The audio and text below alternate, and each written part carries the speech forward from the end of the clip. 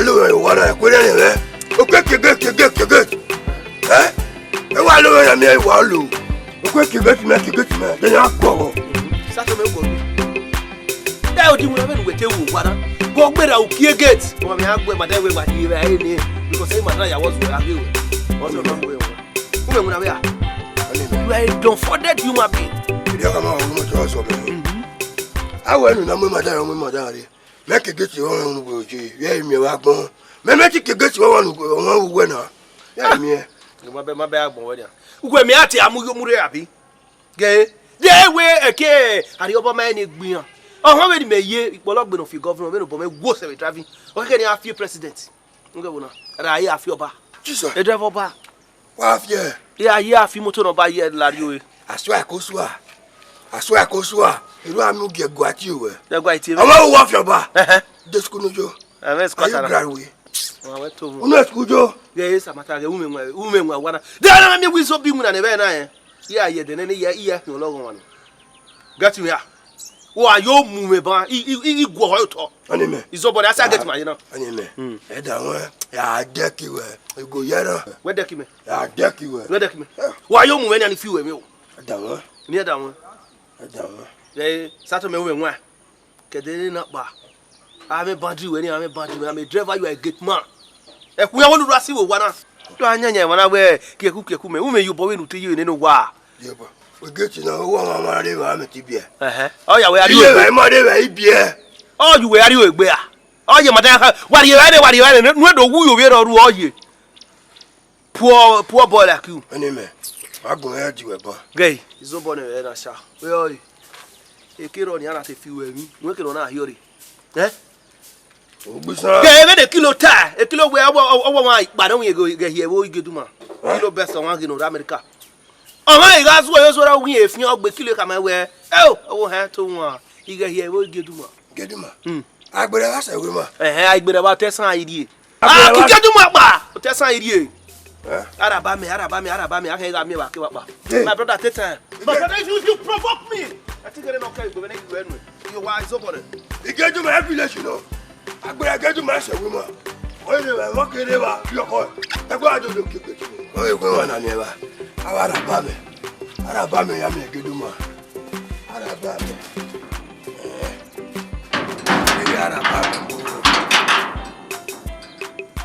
My dad, don't get it.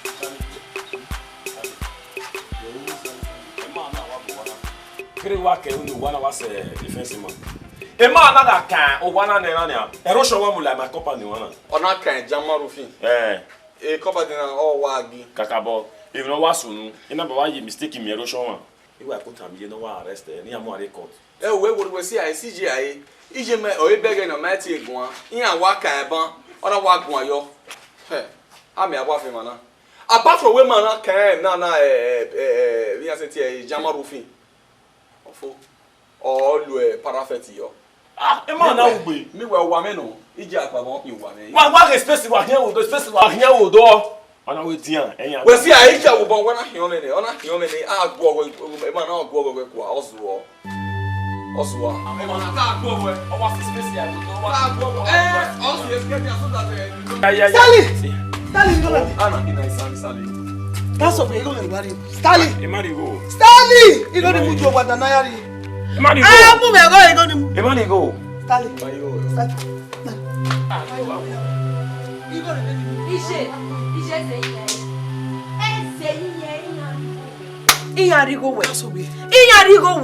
Before we are my boy, on my little one. Eh, my yaro. Mamma,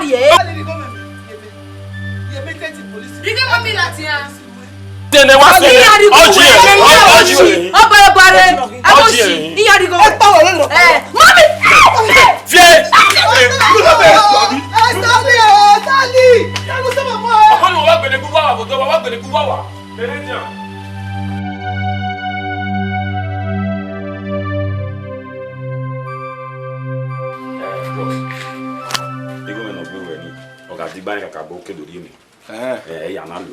why you dey fuck up?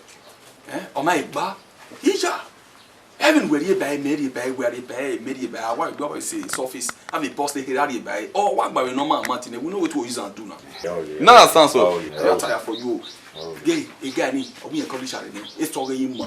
We will collect some kinds of years. I mean, I've been fading now. Oh, yeah, I'm sure. You go dread. Not be made, they will. Everywhere go, that is I get it. So that is Oshomole. Or when you are contesting the governor or be president.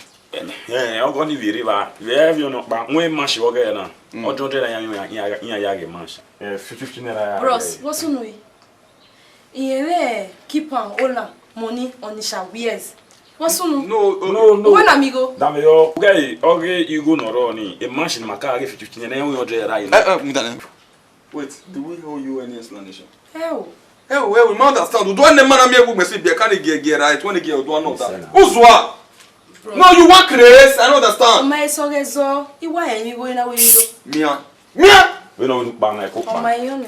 Oh look go na mama na yi. Okay, I'll give you a work le we begin to explain to us maybe. no tell the time where Unwe. Ge. One ima two na ima give me the like for one bit. Otone kere Iwa he tag mo ya we me be la dia mo kere he tag mo ya. You know I beat now. Tell the body you one now I go bob aye. Shut up. What we flow here so try no one egwegun. Tamai we ma in short you yon in ba like ma you know now I don't like we are the enemy of progress when now. Shut up. When what when I one forget to. Wabo close or wabo rapport. They talk to now. They talk to them get why. Yeah, why you own swim get where take dey. Yeah, na. Otone kere no.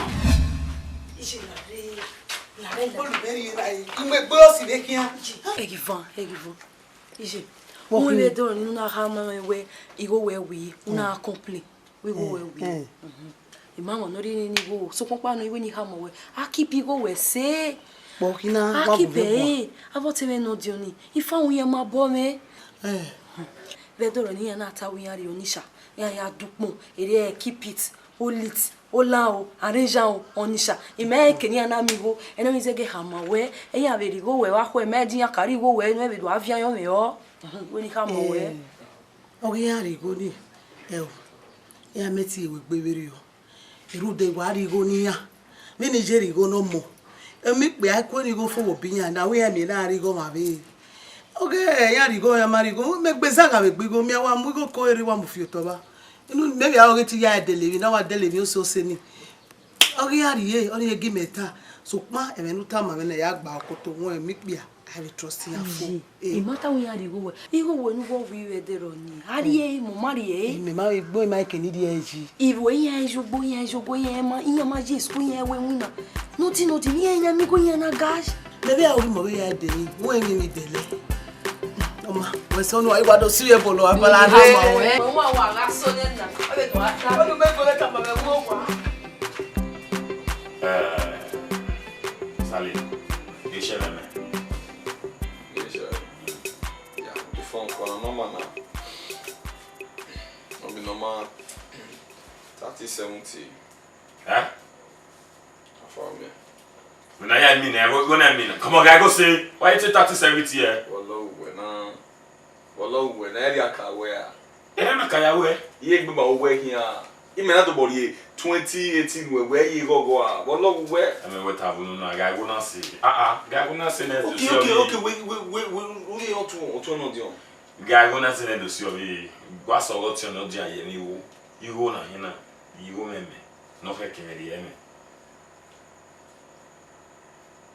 We mi ne. Digo me ko dike digo na we gbon edemu ne o.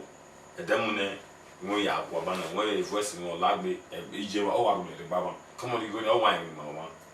O wona si wo ayi mo bo. Te si aya. Igbe mi wa una we kure mo do mi opa bi jo ho no. No we wo ni.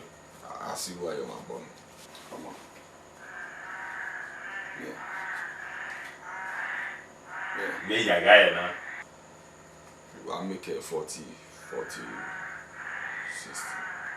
Waria, if I could really well tell you about you, money, or 40, 15 years. I'm not gonna. Where you go now here? Yeah, you know what I'm aware. Okay, not by a walk with no Galilean, 40-60. Okay, not by a walk with no Galilean. A double bar, he might not go with the 50-50 here. One, he said, make with so 50-40 here. I bet you know everything I'm boy. Okay, not by a walk with no Galilean. What I got double video, eh? He was so loud, he wine.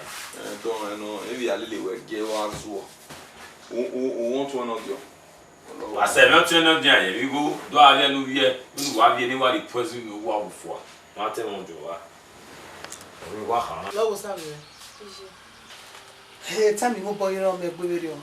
Your office is worrying now. I was at the white river. Any what's a bakery for me at the office? Don't go to your bank.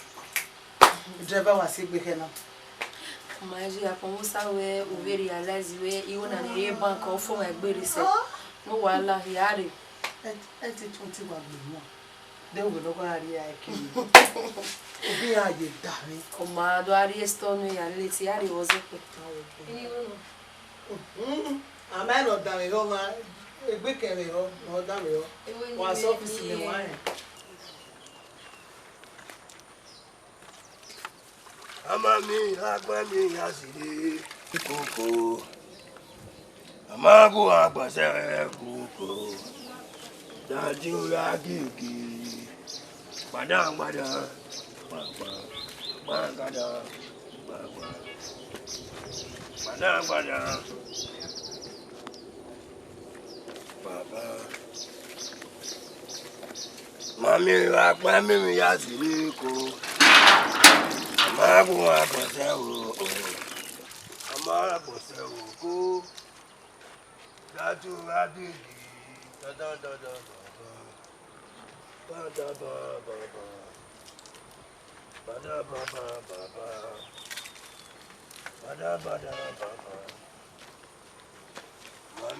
Mami Yasidi Ukhu. Agbes Ukhu.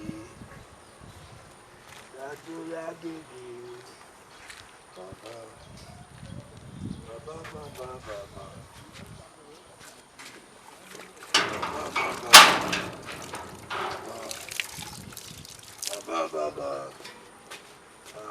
Satome. What's on the time to the What's he? Satome. Okay, you must have a mighty Mazawa way. What's in we were Bolega Moto Boyana? One came Madame Motonaria. Imotoke can hear now when you up the trailer bay. Imotagbi. When you trust him, I ain't fear boy. He was a boy. Anything you are crossing one. Who is when I go when I go believe a boy. I dare go no boy. When me I ask a boy. Because who don't know what I bewa. Satome, Matic be moto. A laziness you will say, Monapac moto. Madame, who you wet a worker will see a getting massacre here, Madame, eh, Wapaka won't get better. He has a dear change. Right now, Madame, the worker in Motonaria. Madame, la demoto ye good. Was he when son leg moto bone in Madame that day? What you say there? Everywhere. Everywhere. Come and work the government house in Abuja. Now I'm going to leave them. A man will opportunity no Quagano. I'm not going to go near. When I want to take out you, I didn't know Abuja, don't tell you where I see you. Well, I'm away. When I'm back and where to or see a get to the matter. Or you be around, we are away for Knaza. Yet, the one way I saw by trucking or waiting more. I'm very I love you, Walami. You the mad security. A car wash my out. A great man, the one security, CSO, chief of chief. Not bad more. Chief of chief. Eh, CSO. Gay, we come away. Iguana, you tell a chief. Okay. Mine, my brother, my boy.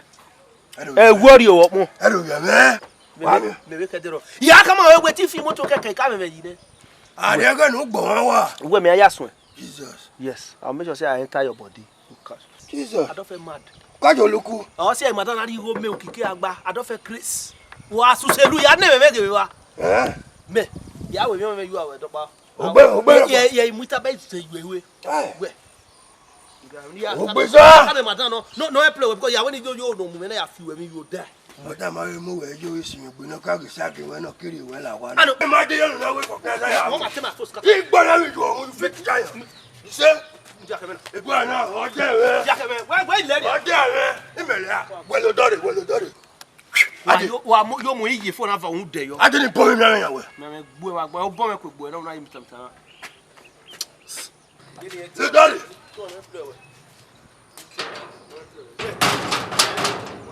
Mẹ́wẹ̀ fọ̀kẹ́ ẹ̀sà. Ẹni mẹ́jọ yà sọ mẹ́wẹ̀ fọ̀kẹ́ ẹ̀sà. Fún ìmẹ́yàwó fọ̀kẹ́ ẹ̀sà. Ìmẹ́yàwó fọ̀kẹ́ ẹ̀sà mẹ́. Tí mi máa dé yọ. Ọmọ náà kẹ̀kẹ́. Àwa ìwà ní fábí dé gbà ó. Ọ̀nà á máa sẹ̀. Ọ̀nà á máa sẹ̀. Ṣé ẹ máa rí òwà o? Ó ṣe é máa rí òwà o? Ẹ̀bọ̀ àmì ẹ̀wá. Ẹ̀bọ̀ àmì ẹ̀wá. Ẹ̀dí kò lè rí màtá àwọn ọdẹ mi jù ẹ̀rà yìí. Yàgò èdè ugwu. Yàgò èdè ugwu. Ìbòrò kò ní ìdí kò ní ìdí. Pa!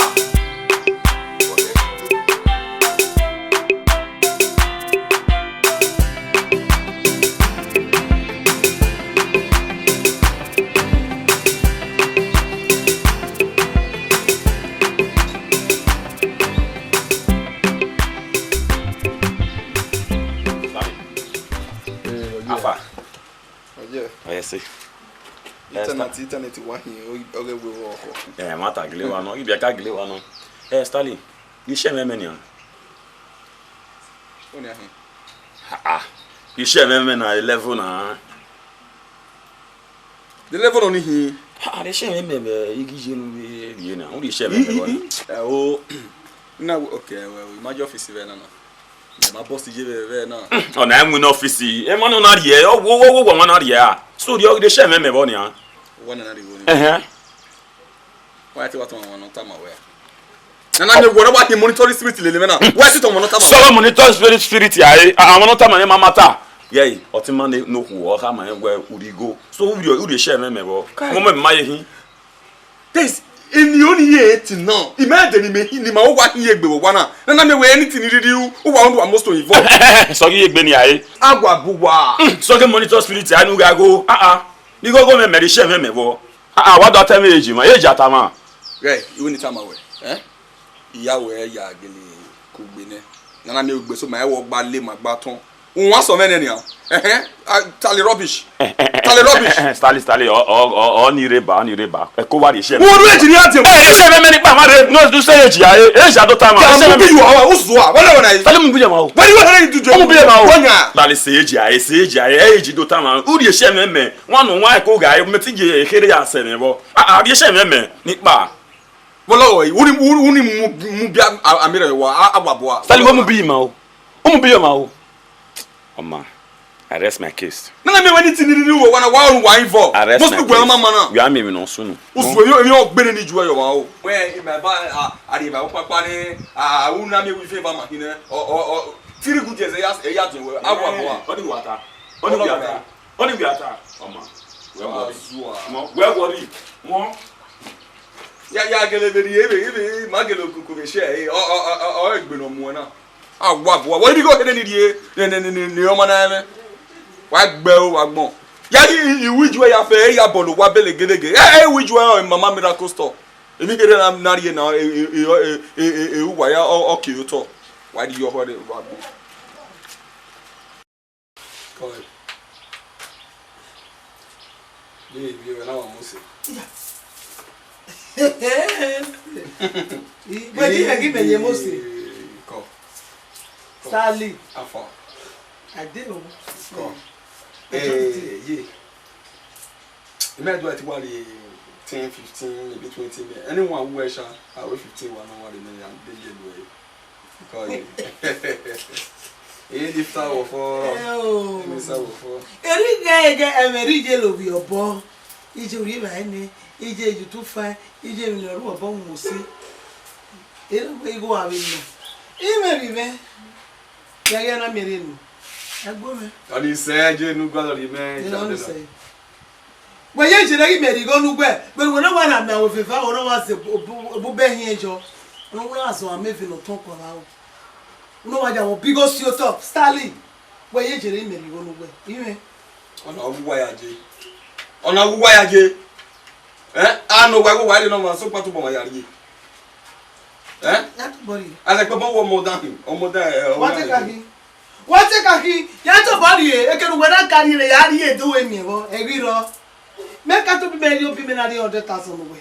Me made you 200,000 away. They will move by me. Ya de Ben away me now who dog it. However, you don't who generally our business is over. I can not move. That I don't know. You give me. I worry. Jerry. E ga look at 50,000 on me. Every year, no tea, I'm away. Oh, winner. Oh, fed in anyway. Madam. Driver. You know, we have been able to hear two pop, or due for servicing. Can a better women may feel motor can keep over another. May you can appear, the women on the road. On a do overtaking me. I know what I go up.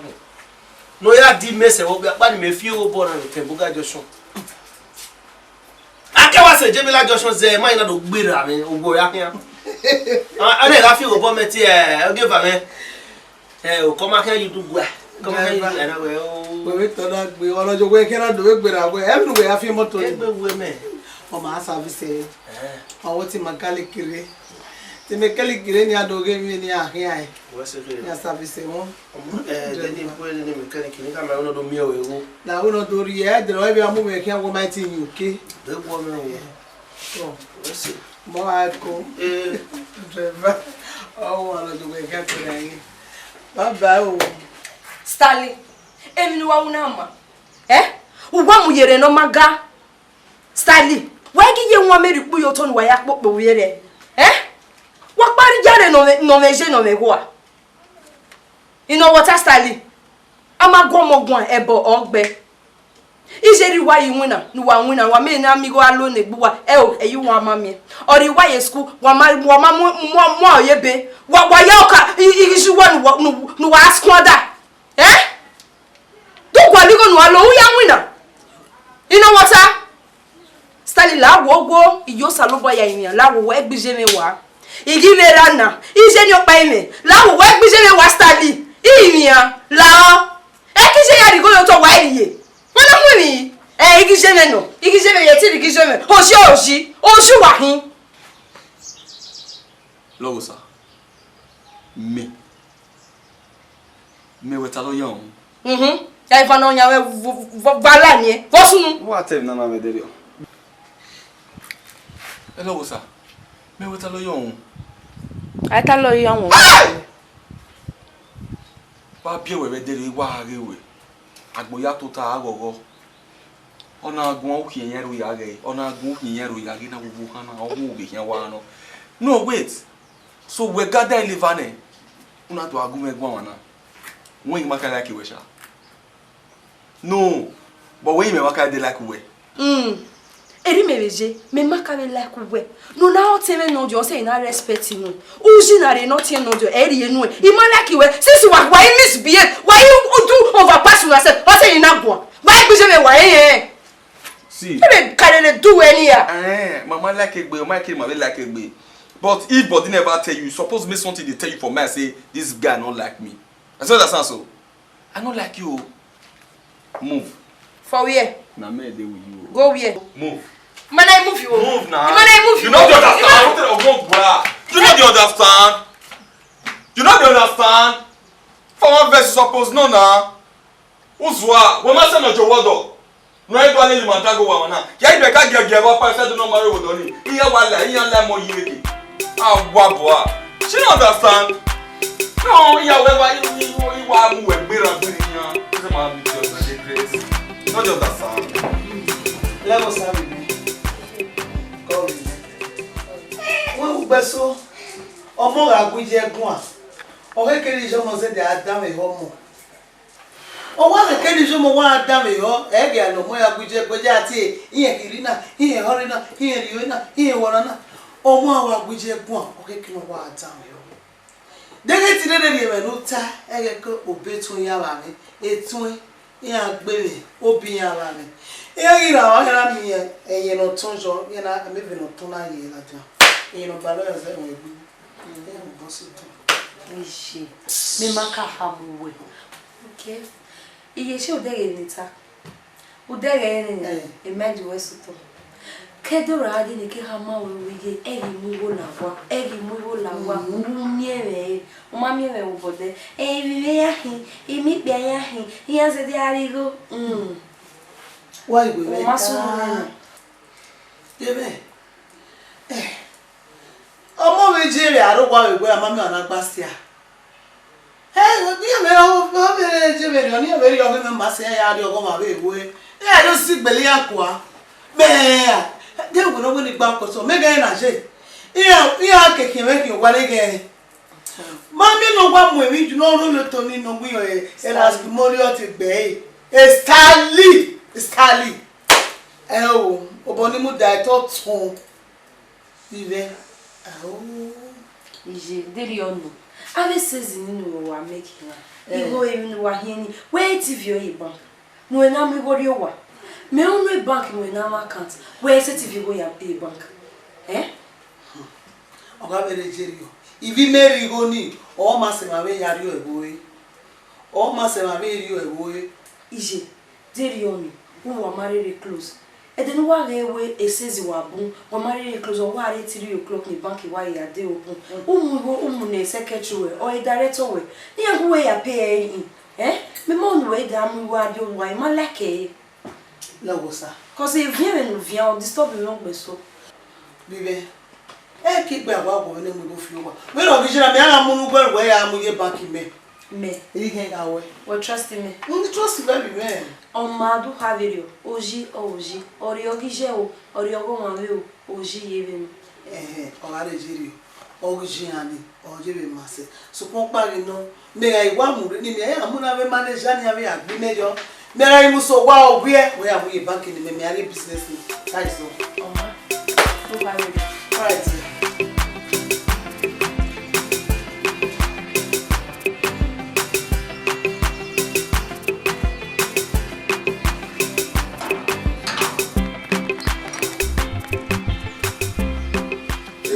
Que voy. Wa be do be ya Omo le musi. Que voy no ka. wa be do ya me No tu we de we o, me mu fo ane. We o ha. de do bu fo wa ma ka me we ko party na ki mara na me wa fa mo We a mi me go azu o we ki we di yo ne. Ide yo de yo na e ku ila. Do ki me. Ye ro ye we. E o be driver. bon ça ba wo he wo so le we ze dia we ki fo Se ja ma wa fo. So kun je yo we na me ro ye we. Ko. Me ma ngo we na me de yo na. Wa be ke me ku asini. De wo ino ga. Sato me Gbe wo. e o ma e gbe mo e mo za fa na gigu Ana best driver. Abasa ki me ami we. Ori we ne. aka ma we Abasa. mete gbe be ari office Abasa kila so mo hun dan parí si le wo Abasa kila Abuja o se Iwa ologo. Wọ́n náà wà gbogbo wà pé bí wà rí ayé wa. Wọ́n lọ kí n máa pa yìí gan. idi ka de to abi do lo we Wọ́n lọ kí n mo máa lu ya so be de ro no du gbe ha ime pa wa na de ko nu ya yo ya me ko ni ere so yo ni ya fi moto le la re oba Agbọ́dọ̀ rẹ̀ àtẹ̀wọ̀ta. Ìyẹn náà ìjọba bá ṣe kíjọ máa ń sìn náà. Wọ́n méjì sí wa náà. ko afo no be afia Ìwọ̀n iná ga. no du gbe se me na ya gbon be ari oge ni ati e owo Abasa ki nu da we nu ya ro we won e ko le re me wo corporate driver me ni je wa ro we me Ọ̀sẹ̀. Ìwọ̀n yìí. Wọ́n ní mo ṣe. ija bo ki da iwi ku ne ma we iwi afia Ìwọ̀n iná ga. Ìwọ̀n yìí. ija onu pa ti me iwi ho ne ma we iwi ah we de madan la je ni pa e wa re Ìwọ̀n yìí. o ko me bo ki Ìwọ̀n yìí máa yọ̀ understand me. bege ne o we pe tan ki we ne fu e fo de go They deserve you. I may have gone see. Then the demo wrote away in here. e we de no we sato me bi nu gbe ri we e se o we madan na ko fun Reserve ya gwa segun ede ko le me la. Reserve ya go ngwa si. Ya gwa se. Reserve down me. Ndo abe na America kporo se reserve odin ayi ni amana de. Mai. Ya. E ti gere ni ya swageti na ya pa ba me ti swa e. Weja iwa weja na wa me ba e. Weja re ni madani ya. Yi ka ina we mune gate na wale agbodo.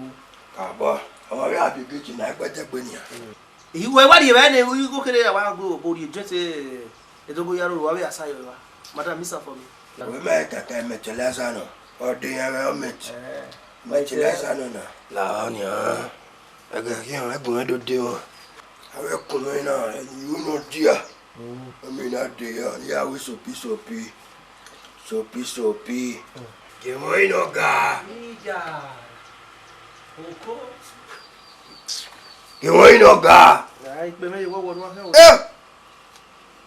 Iwe me we gbe. We a me 1 million we je na 100,000 no wa. Me be ni unu gba se e tu igbe me yese. Ono gbu e. Ame boya gbegbe yi. Ise. Ogun lo gbe mo na lori wa o bi bo wa ni. Oga be gbo be gbo wi se. Oga we no be gbo wi se. Rigo me. Oje we rigo mu kan jo ja mele. Me ran popo wa. La o to bo ke ti ra mi ma do ri are ba yi. We mano. E ba wa uta wa ya sayo. Baru ke madare no to be ke gate do mi na bo me gwe gate. Ito sa ba ya ni ni. Madam ya ti ra yi. Ina ni wala mi ko ra yi.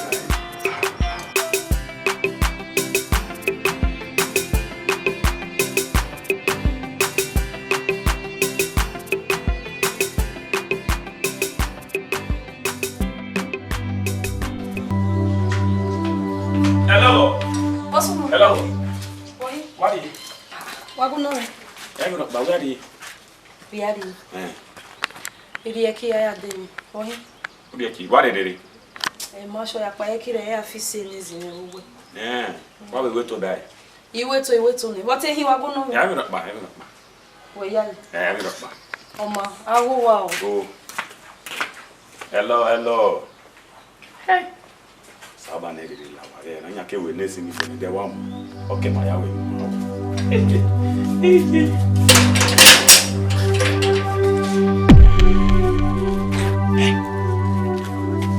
Wọ́n máa gbọ́ wa wálé. Ìyá mú ẹ̀ gẹ́ wọn. Yàtọ̀ bí wẹ́ẹ̀dì sẹ́yìn kan sí.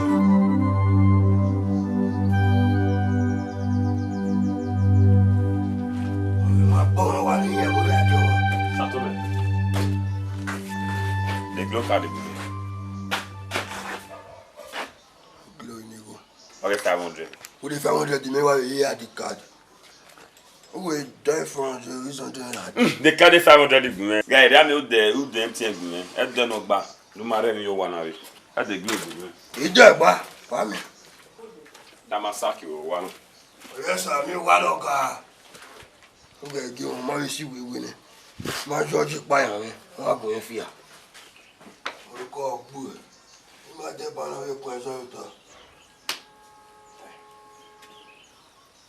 Ìlà ìgbọ̀dọ̀ lórí àjọ ọmọ mẹ́rẹ̀ẹ́mẹ́ ọdún àkùnrin.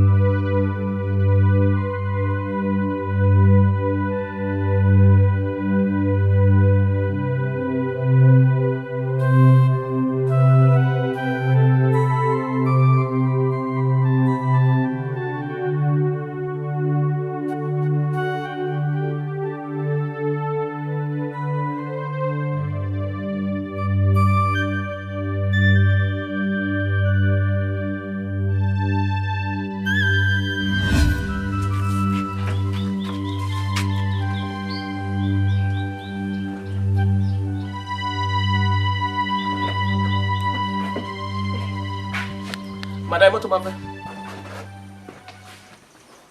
Madame. Passe ma Moto ma fait, mais. On va sous. On m'a répondu. Pipi me kíkẹ́. Ìyàwó ẹ̀gẹ́ pipi me kíkẹ́ ní kẹ́kẹ́ ti yàtọ̀ ta. Na ló ti a pipi, a ti e mechanic gun e. Mechanic. Wow. moto ave fili no de. Get man la te mechanic me. De mechanic. Moto ma fe. Ona ma la fe. Bo ginyari we tin ya lodo. La go gbe. Pipi gbo. Ni me make na uni ni me. Ma be no ge na. Kurumote. Ouais. Kurumote. Na me go he.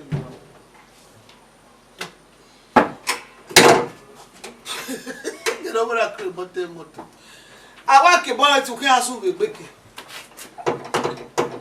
Ka bodo ga ma ki. Ka bodo ga ma ki. Hey! The battery in the motor now. Moto be file ma na. The battery in the motor. O ta gbe ga e. E ja we battery lo. Yo wo ko. Where my battery? Get man. Driver. Eh.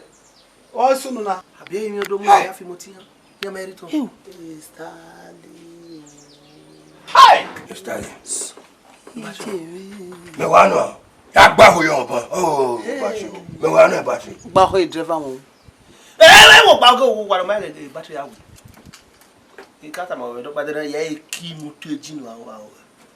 Chef vigilante no remoto. Him. No going at all. Muna ga na phone. No mama ta install you at we.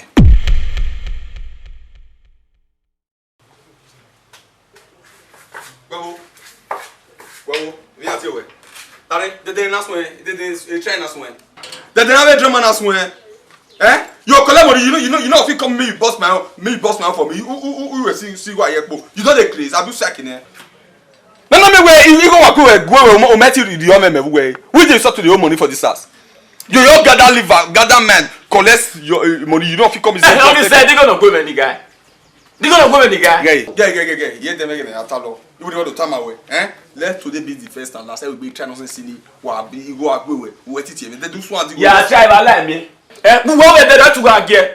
Una we go service no brother. Ina one. Me you we na wa wu. Fiabo do awu nu. Ya do koro. Yeah, I know you to get your time. You know where he guy go, he guy. He guy. Eh no. Who guy go? He guy. Money yeli ni weta lo. Kumeta ma we ye na ga o ka o ge o keki. I will be trying to see. Me meta see no man. No, but then I mean, I understand. What are you trying to say? Who are you there? It's something you know go on. He guy. Okay, you know what give me? One that umio chichi umio. Do that way what there yo. Ima we me not by ina to la wa. O esi bu na wa we here we wa pom. You see, you don't do pass yourself, sha. Say, don't let me follow you do this thing. Yale where is the woman now? What Who not ba? He guy. One that chichi ya take our boy. He guy. Then who move bo? What who move bo where anytime that oge ari oge abi? Who say bone? That's really Europa me abi. We dey know. We dey Europa me. Yes o. No wala. Kumeta my one thing. You know am on our last. Now we think remain for man na go dey give you. That come out for man I feel no man. Mom see a movie ne. You know now, I understand the unit. Or say a movie ne everything don't on my own. Need no to understand or we jemi no man jemi video no. Yeah, no uri, ma be fian no we be video. Understand. Even me na be come we card ben ya be. Yes o. How they talk to the you they do pass yourself. Man if you were me. You do pass yourself. No man if you were me, is every single brother. Man if you were me. Yeah, what were there now? Una way go. We met we do pa. O say we gbe na wa wu. One in wu. You go na yiga. But why they put that thing for there? And papa put chicken for there. If I come and meet you, go never do. Not go for there. If I come and come meet you, Start up get me like. they get to the key. They get me here last year. They get O to phone the on key. za o we ka kere o we nyanya mu iwa ira. Do amo chicken yewa. We get me last year. They get to the key.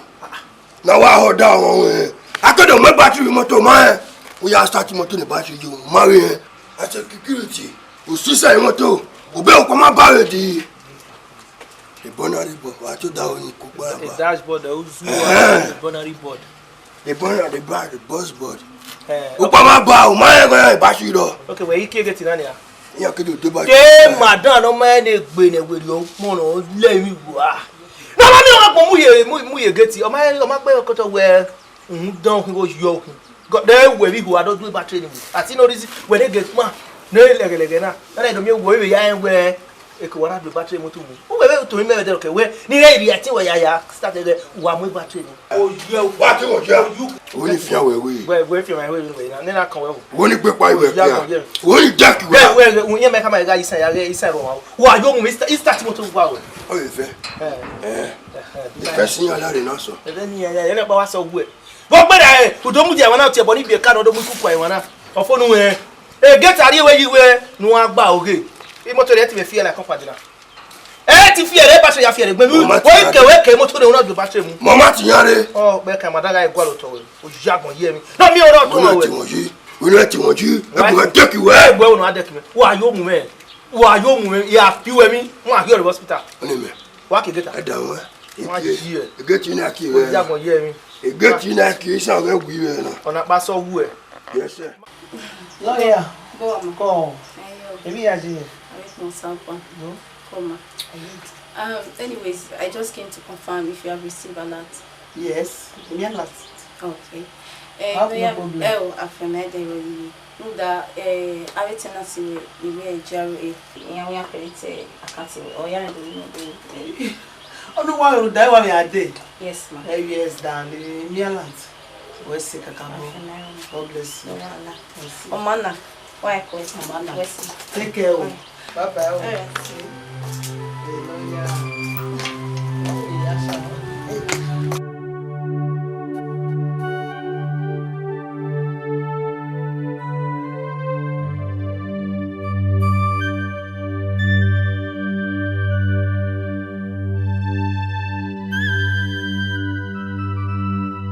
Stanley.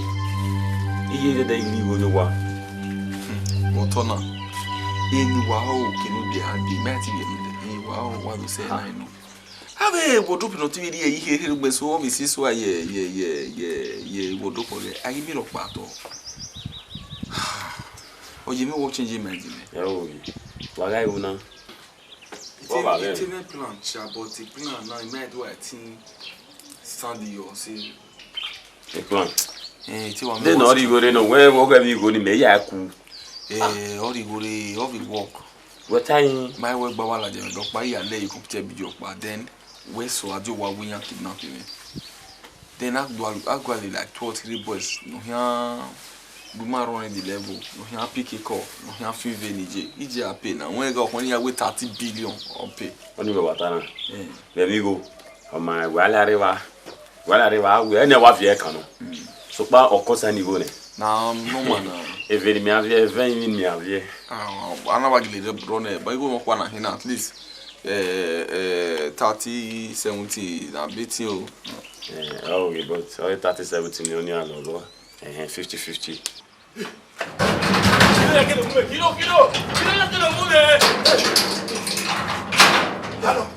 Ano agwa here. Oi, kenapa ya mo Stanley?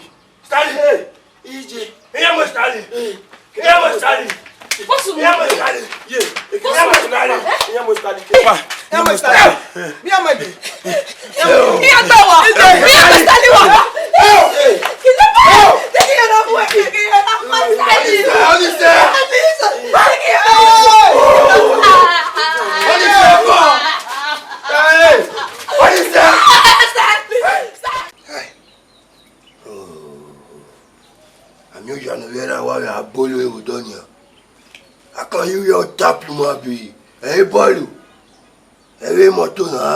Moto you don't want my one happen. What up on one? We can up.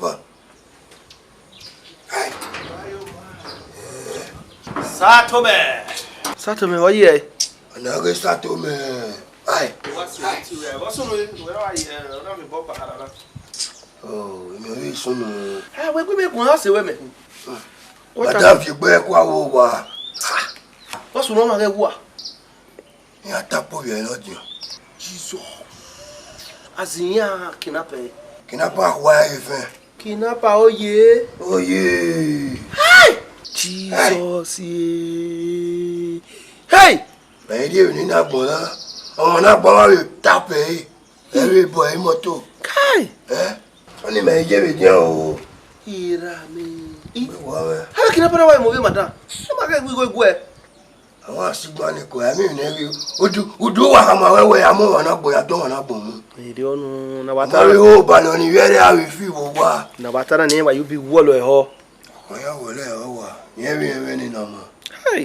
Ẹ̀kọ́ ẹ̀ bá lọ ẹ̀mọ̀já ìjọba ẹ̀. Sátọ́mẹ́ na yìí náà bá hẹ́ yàmí ọ̀ ẹ̀. Ẹgbẹ́ wọ́ọ́rẹ́ o ẹ̀pẹ́ ẹgbẹ́ bá ọ́ ní mi fẹ́fẹ́ mẹ́.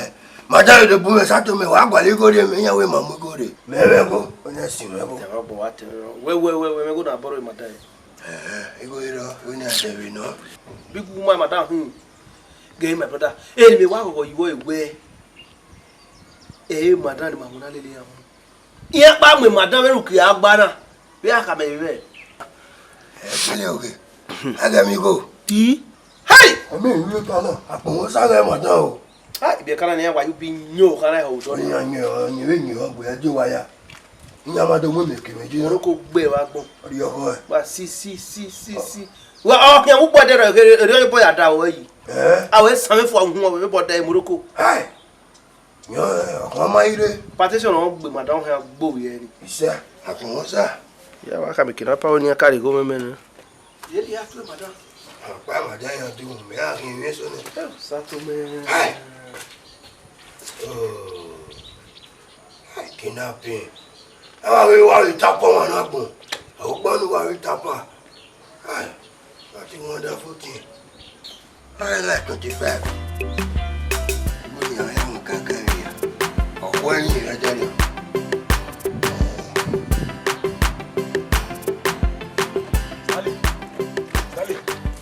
Sally.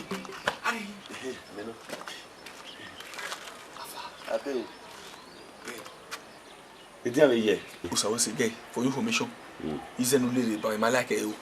Una ya muze na yen von yen to gbe wo. Ya wa mu no mago e ma wetin yan do suspect ni. Guy, we know dey wa xam ije. Baba, wa mi ye vie. Koti manu wa fun oto, get ma ya wa fun oto hewo, yen o. Pa senior son ni yen. O making the guy son re. Mo pe wa te senior son. The apple of the house. Eyan kidnapping na. O ze vie. Ye wa miss me radio. Eni kiri. Oni mi di ma wi yan wa miss me. Gbe wo di bi na afa. Olùgbò na fin yan. Ga wa fi 1 million. Uzu wa ye 1 million. 1 million na ga 500. Gburu wa ye 1 million. O ya kasun. 1 million. Wo logo na yi. Di me na last month I have me 1 million my we first month. Ga me 5 million. 5 million. Eji manu. Ga be pity e na. Ga pity e. Okay, even we turn of a married on it. Ga car me 1 million for a start. I will kidnap me next month on another pay say. Then I'm ye 5 million. And also nana. Ya call our boys in the near day. Understand? So that you can tell me the new update. Tell me the price. So that I calling up being an in PK. Yeah, well. Go your care with. I'm going to be at the west side. We'll be out here. So boy. Ọmọ we are we going. Make sure we fry the value your day when you buy your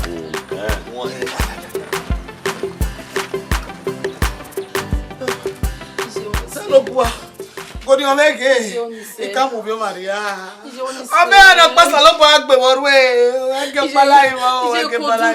Kò dúró sáwẹ̀. The Godfather te na o ba mo foro. Oh, tie si no bage majonia. Degbe try. Degbe. Iya ko ni. Munia. Ti mu. Ezu review. Ekugo. Hello. No yesterday, Beno. Na me. Na me well. I beg. I beg for that killer. Inigo. 1 million. Yes. 500. Oh, you go 1 million. 1 million high. 1 million. Yeah, you go me. Yeah. Oh, you not tell me wala o agbe me wo. Wa agbe me agba me wala o agbe mo ye agbe o. Gba mi re 1 million. Hey, je on wa vie ko gbin agba na be yan fi ho ri na na. Wait to believe.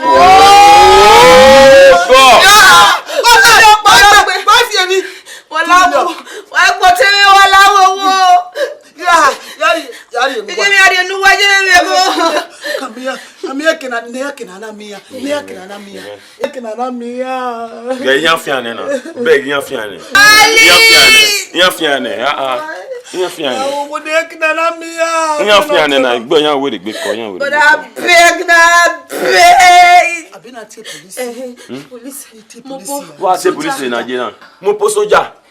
Eh, Idowu Agbes Parliament. Iya wa oyin wa fi sali wa gbe wa. Wo ni agbe wa? What's the police? Stali. What's the one with nonsense? What's on? Oh, when I we kin we gume do nai. Eni ma we bata. O level ni wa. We men no we na. The level ni wo na run a video. We marry no na what's on? Okay, when you were no sooner abi. What baron there? MF baron. So now my set we set on a D ni mo power you never be relaxing the who be freestyle well. This one my senior bros. You must not talk the talk rubbish. Wait till they worry you. My bad we now. But here on any D ni who te senior brother but I run a D ni dey no okay do at senior brother. Even no na like e o. Even no so na ya le we run Better. Better. I'll bet Yeah, yeah, who's war? Me we alle le today. Come on, wow. For my property again. They follow me they do. Imagine the transform when you are now, when you are, transfer them my way barrier by open pare. Who's war? Hey, no. What is the oh, me that what? Me have who be? You want follow me go the dragon. Start tell me that out. Now we go go the dragon.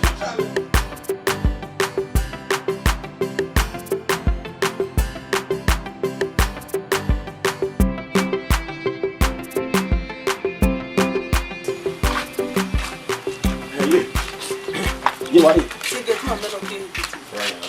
You got it. Get my man okay. Yeah, get my yacht. What are you? You know by you know what? I always feel exactly if you stop We're not to be with him. You maruwa. Well, you have to be stressing with you. You say many are there. I mean, not making we argue money where you have to be away. I'm going to go here. Yeah, I hear you. Oh, you know why it will you to manage here. That's just it. Oma, you go pigeon run. Who the football? Is a room? What the living cow like out say, eh, one him, what Bulukume. I saw some boy, baby. What's it? I saw some boy, baby. While I river. Oh, my love,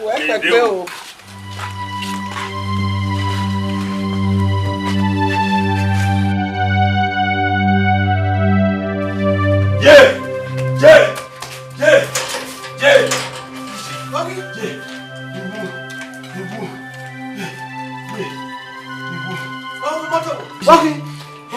You cannot be moto. You moto in bypass. I cannot pass them with moto. Yeah, Mamma. How? So I say, yeah, what boy? Ruby.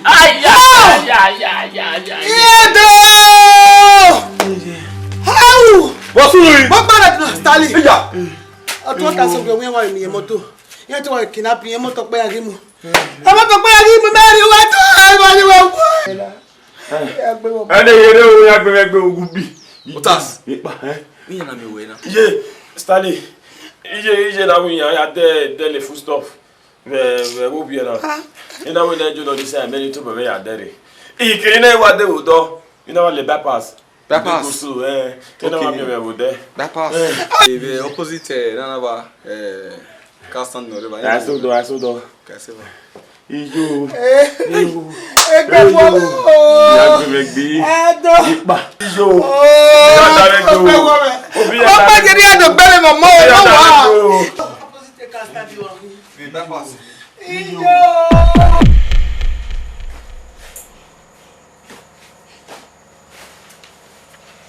That's all it.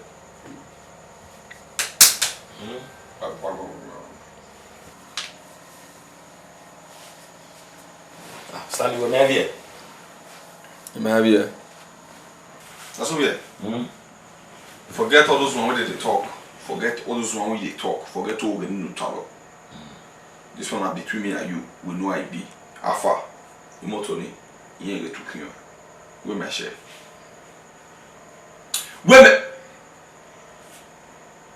We may share. Because we have no may be out now. I will not wait more to see. Any year. Or say 3 million. Or 2.5. So Alpha we may share. Okay, what's he going to moto? We may share. Me you talk. Nah, I get governor. We may want them money. We may share. The good one. Then 2.5. Yeah.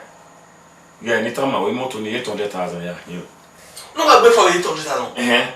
Moto maybe I have way yahi maybe 2.5 or 2 million. Vous avez dit moto ni on might go move 2 million. Oh, what before we only 800,000. Where no wala moreover afa.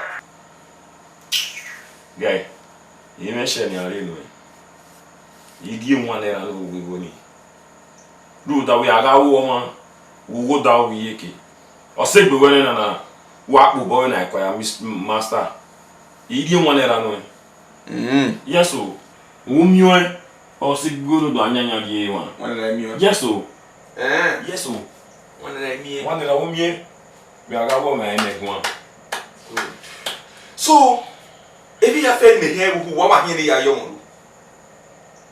By the way, I give you audacity in New York motor. We can't make one seven motor. In a hammer or 7 motor. If you have any idea who you are winning, open your motor. No, where even will be adding no Europe. Then will be adding no Europe. So then who always small. Yes, who get castle bonnet. And I will not get it, and I will not get it, or cabin, yes, more. Okay, relax. Doesn't make a winner. Or winner. We are made the boss got like a kid, who we are here. Wow, and then the boss will be out one. Who are not time, I think you can say that you. More Yavish boss of you are on my way. Madam, Oh, Bogan, driver. when you are here, me at is a real where any motor we are having policy where motor will be. Eh, when I was to better on it, it why I'm the police station report.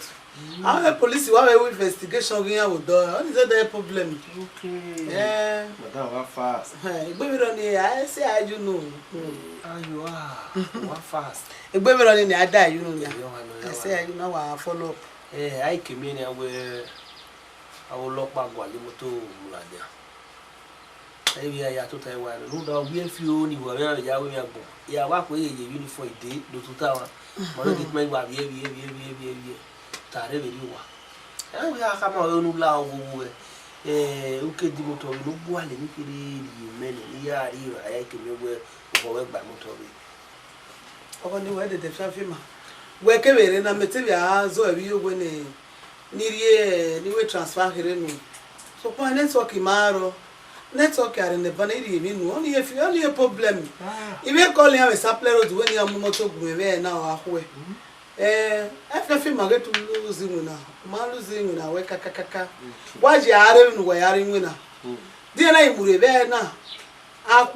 The near Muriati, one of the balls have a. What's it? Why you are in winner when we are on the problem? After film, I get to losing winner, man losing winner. Come. Madame, I will go on time. Really.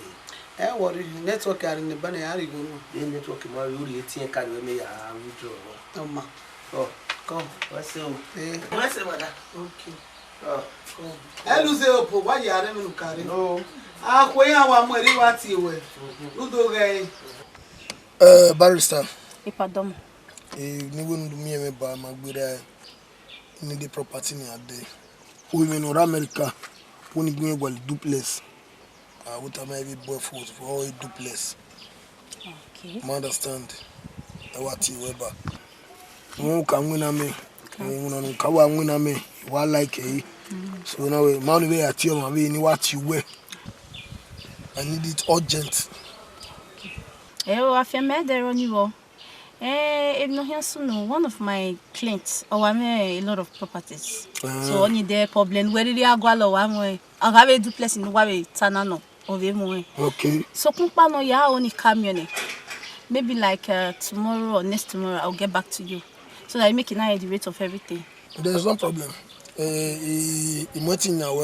Afemero, sir. I'm waiting now. When you kawaya win a me, and I will be able to go along with now. There's no problem now. When you are worried, just let me know. Of course, I will really get back to you. Thank you very much. When North America, here dealing in property care. Okay. You know what tea or gualo. That is big big. They didn't want to let us know. Matter now.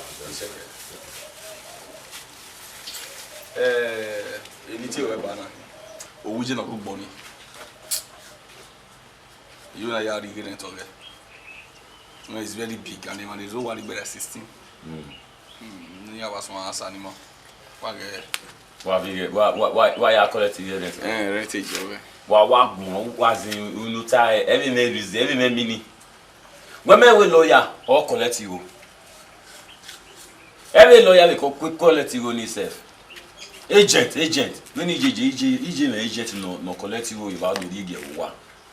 I'm we are collecting. Well, what's the way there's a way? More. My here, so can I there's a email. Massive matter, me will pay the lawyer or any agent near pay the man. I hear the way. On my way here. Here, go as the way you're going. However, you go. Come here, lawyer collect here, you get straight. When we concern here. Iria diary. Many no ma bawe de maso we name at all. Idea where them man. Maybe idea what you know na the work. Idea we don't already leak. Idea whether them man ye idea when we the main reason. Oh, I will talk baba now do I get 50-50 guy. 50-50 is 50-50. I'm just they say an agent or here quality good. Ye give me. It will hold on 1 month. Yeah. Madam, lawyer. Come. yeah, we deal with How's business? I from Saluba, yeah, I can get there's one of my clients, Ogwale properties not there. Maybe like duplex. So yeah, I said they don't want they available for now. You want to duplex of quality, but my boy for or it will buy. Maybe here. They are completely hotel. Don't worry, no problem at all. So papa no a client many me problem. Only go here. Be. They go to me loyeva atita. Well, 20 million. 20 million. Okay, let's come in. Igwa only one mwelatia. Rudamia oigo ni me loyeva ni. Me a wait 30 million he so money now I need to get 20 million. A client me na eto me wala sha. Dem me wala. But on any house on our royal okupo afia there on. Okupo je we are total we are going moto alolere okupo. Afia mero dem. No wala ma. Okay. Omana Edo State. What in no ma? Chief Ogifo Iyemwen. Chief Ogifo. Yes. You number me. Okay. Okay, we Okay. 081. Yes, baby. 33 888 85. Okay. Chief Ogifo. Oh man, where's here? Go. Go. Law. Me a year now. Oh, yes, sir. What for? What would you wife here? About the property where we are going. Only go you can wear. I can say. Ije Amione. So, Papa no where any properties in here always 20 million. 20 million naira. Yes, when you were here, say. Okay. The thing already Magbira. If no man have it there, who Iyemwen. I understand. Who Iyemwen first. I know what 20 million. You say, I know what 20 million we do. You know, the only thing about they can want you boy and mommy. Make it not gay. Okay, Mama, you only take problem. So, Papa no we na question now. You make case be court. So we client mo pa ni here different we cut back. Okay. Let me say by weekend. By weekend, Yes. okay. Yeah, weekends, you have to be Saturday. Saturday. I think I 2 p.m. Okay, 2 p.m. Yes, sir. Okay, because you have to be Saturday by on Sunday here and Okay, sir. you have travel. Because me man here be Saturday now. The way we may have disturbed me about it. Yeah. I might believe it well. Or maybe next week. Okay. You 2 p.m. understand? on Saturday. Okay, what's here? Don't miss it.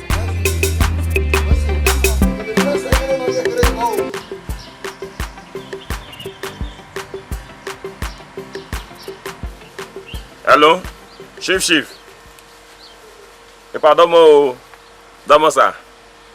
I'm agent. Agent Ogwano Adeni. Near we are here with 20 million. But why agent? Domo sir. Domo. A lawyer. I pass a lawyer. Even though you concern no one in the who are here. More agent woman. More take off. I parfum matter where my firma. Domo sir. Domo. Epa de wo na ya mi gbe na yi. Okay, ahwe. Ode gavan. Afemi aro baba. Domo. Mi agade mi avi document keke plan ya fe fere. Domo sir. Epa afemi aro mo agent. Na agent woman me wa. Domo. Domo sir.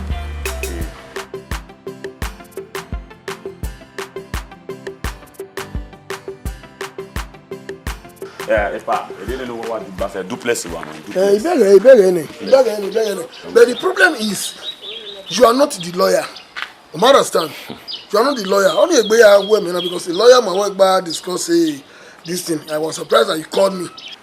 If I okay lawyer ni wasi a lawyer mo wait time me when ni made o ma do wa. Ni o say na call you mo agent o wa. So anything no cost any property mo wa mo agent o wa. Okay, what the agent? Yes, na agent o wa na. Okay. All the property ya fe mo take off Okay. But avec Kenan qui a qu'avec bloc na ya fait et ya fait ma rien couper. There's no problem, I understand. Dans ça. Yeah, the agent. There's no two ways about it, but you want to know the lawyer and where him know. Et pas fait mais ma be the real paper go. He got in a banner. He gave me in a banner. What you would do? Wow, the lawyer with my way. I fait mais arrive à. I understand. I do in a team you betray there. Yeah. Et pas na rien na betray the lawyer. E be fait one or one na. Me ma meti okay, di me di writing ya am we bere. Me ma ga ge wa am we bere. So e pa wo ge na me fait no re ma gba. Okay. Domo ça. The problem here now. The only thing my agreement now. Abi. I work my agreement of the transferee and the transferor. Agmone, you sign in there, the witness will sign. I'll give you your money. Et pas fait mais arrive. Mo agent o wa na. No problem. As the agent, no problem, eh? Okay. Let's do that. Let's do that. Then we will on it. So.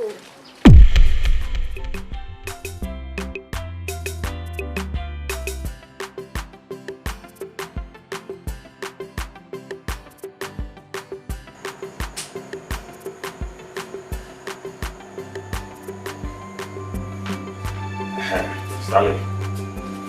Good evening. Ina we toke kenika tama we. Later na idu we iwe be video. Na do amu yo. You ni hama we a duplex or iye ni na kopta bidini ihiane.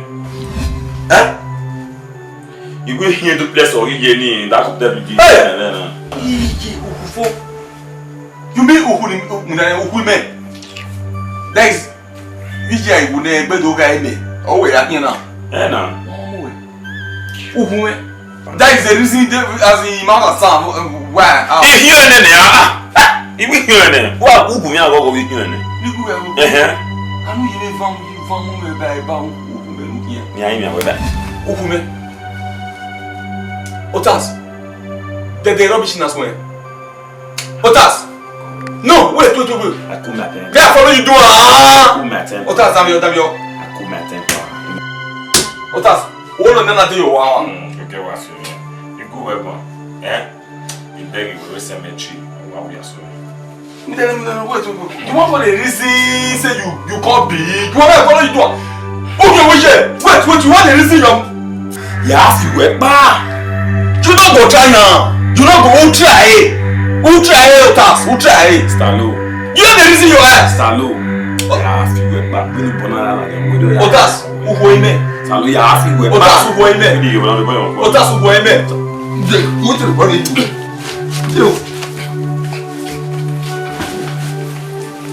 Otas.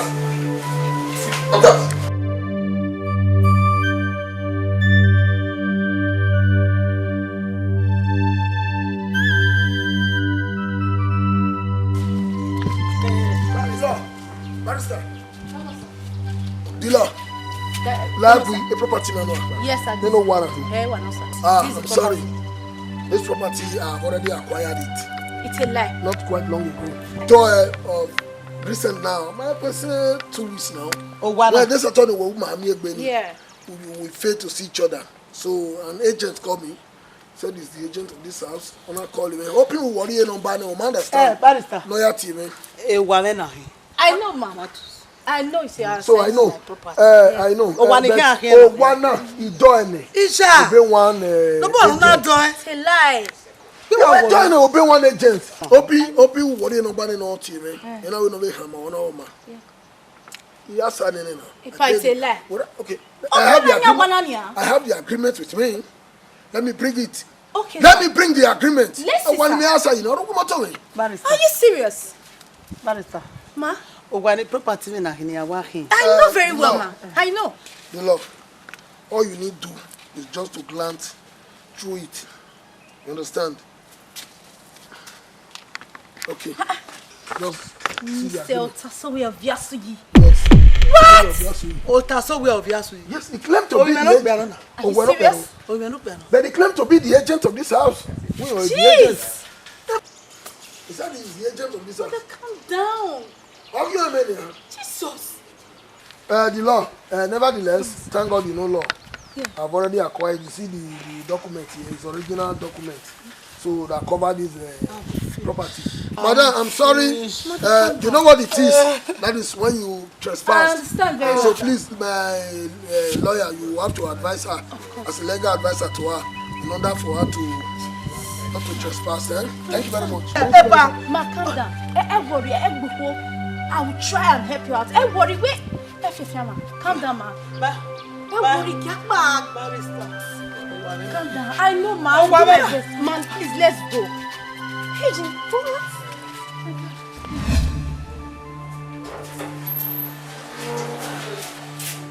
Ije, what's wrong? What's wrong? Ida. Who are they going there? If you say no, I'm change anyway. Impossible. You will change. You will not change. You make a flag away. What's wrong? Now there's a white back. We make one. Oma. Go do it. We make one. What's wrong? Go. If you one of the buy decking in my room. Oh yeah. The decking on road to buy. Now we need a bear here. Yeah, I complete the hotel or look again. Yeah, we meet one of you. Hey! You meet where I don't tell me. Man, okay, yeah. Oh, in my eating here. Oh, you're waiting. I am with you. And my is my eating. Go do it. That's what we study. John say. Oh, my eating here. Oh, we are with me. Go, my yadi. Yeah, boy. What's wrong? Who are you with here? You be no people by you. Where are you?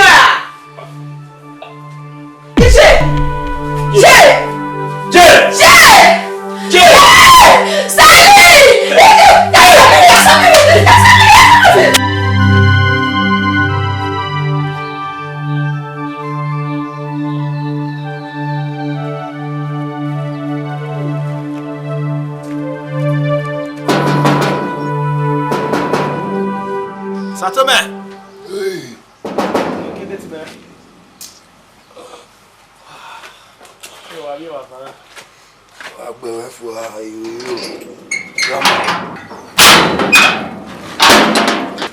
Bye, madam.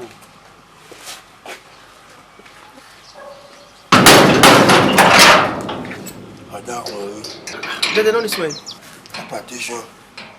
The bad fever and high pleasure. What's on? Yeah, can you hear your papa to your bar?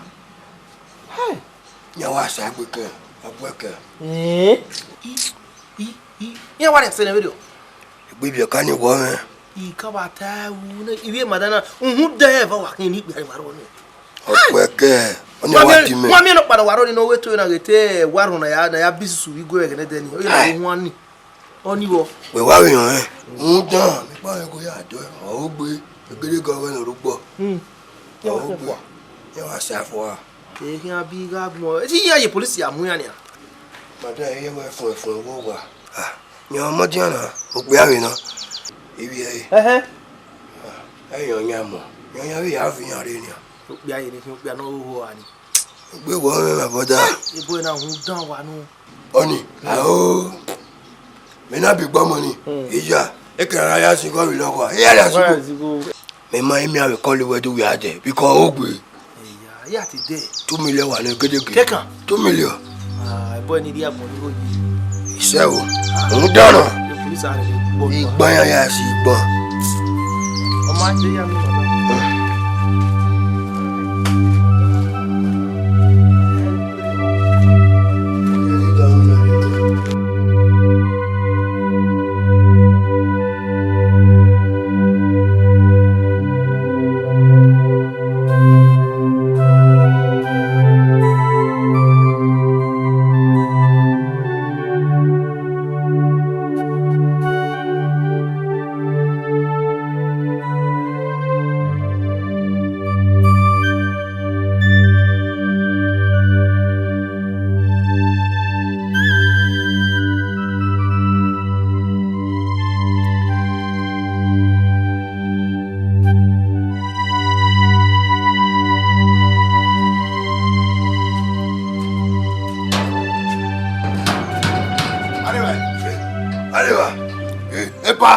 Satume, domo. Oya. Domo. Hey, go away. Satume. Oh.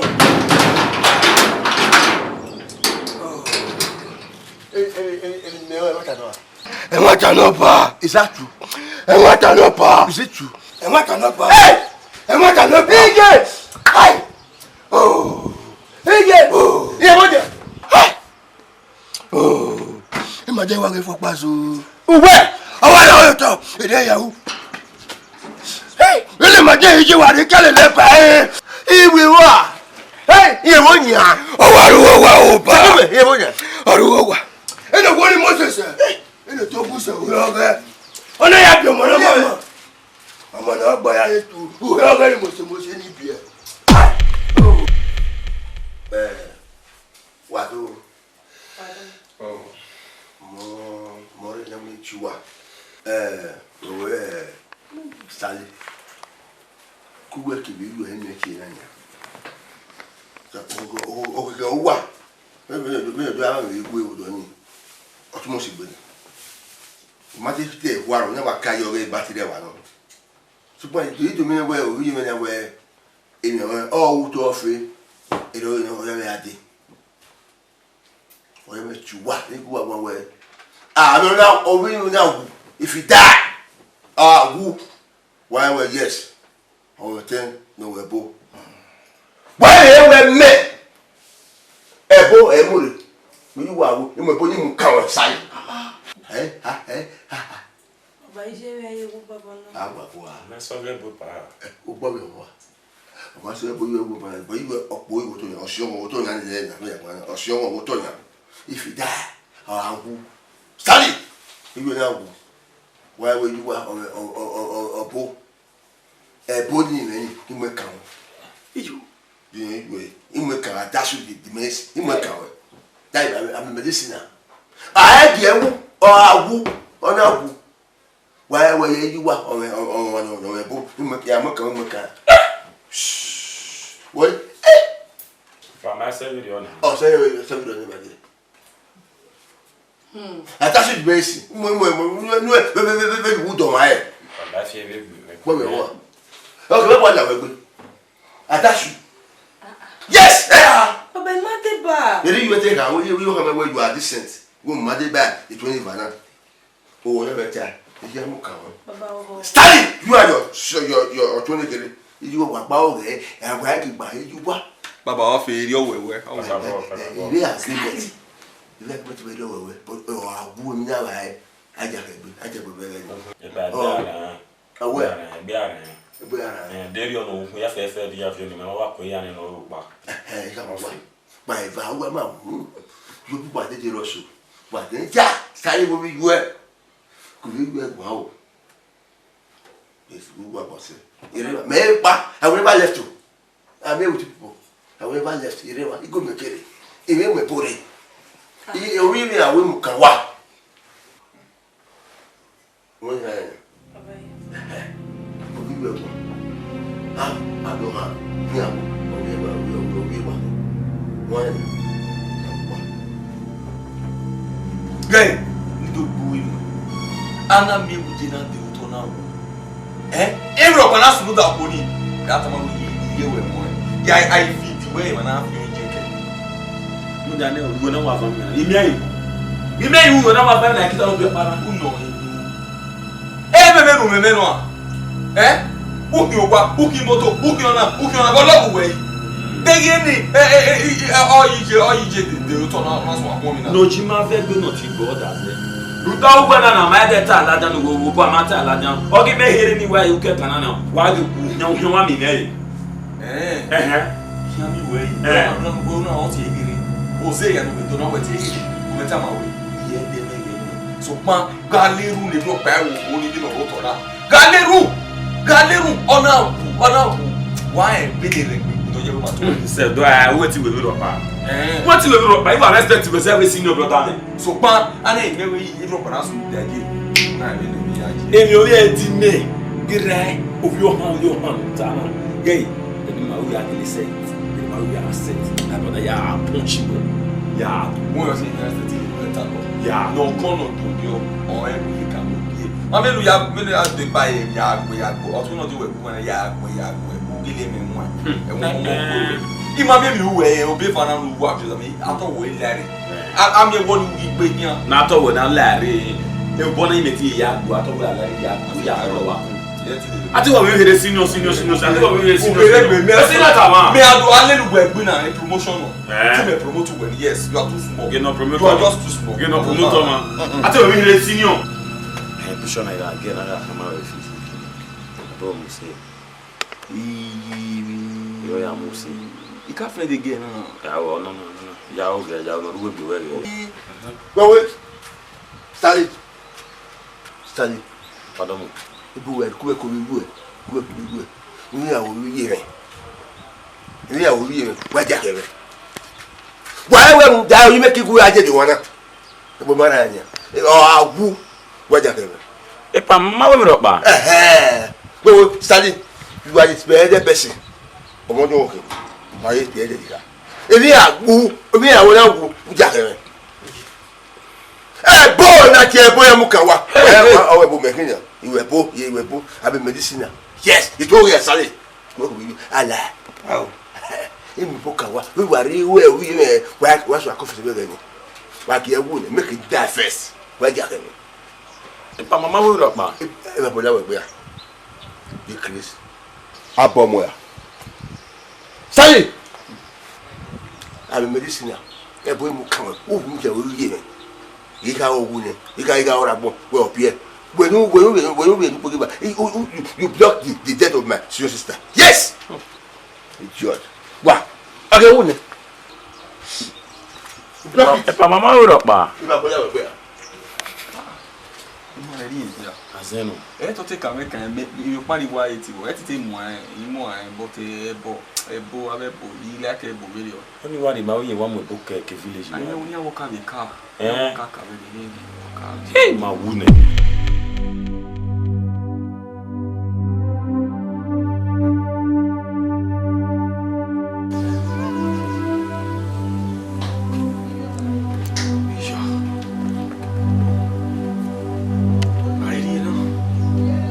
What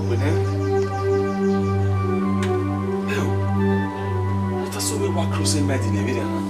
Na we ya ni le property o je. Ma le si ni ni bo. Maria o ya mo Counsel.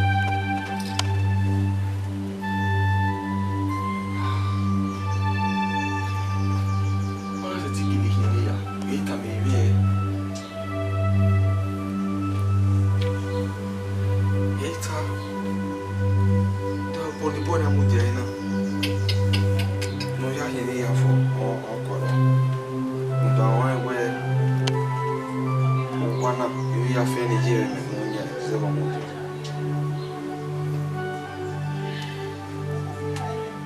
Awaga. Awaga nda.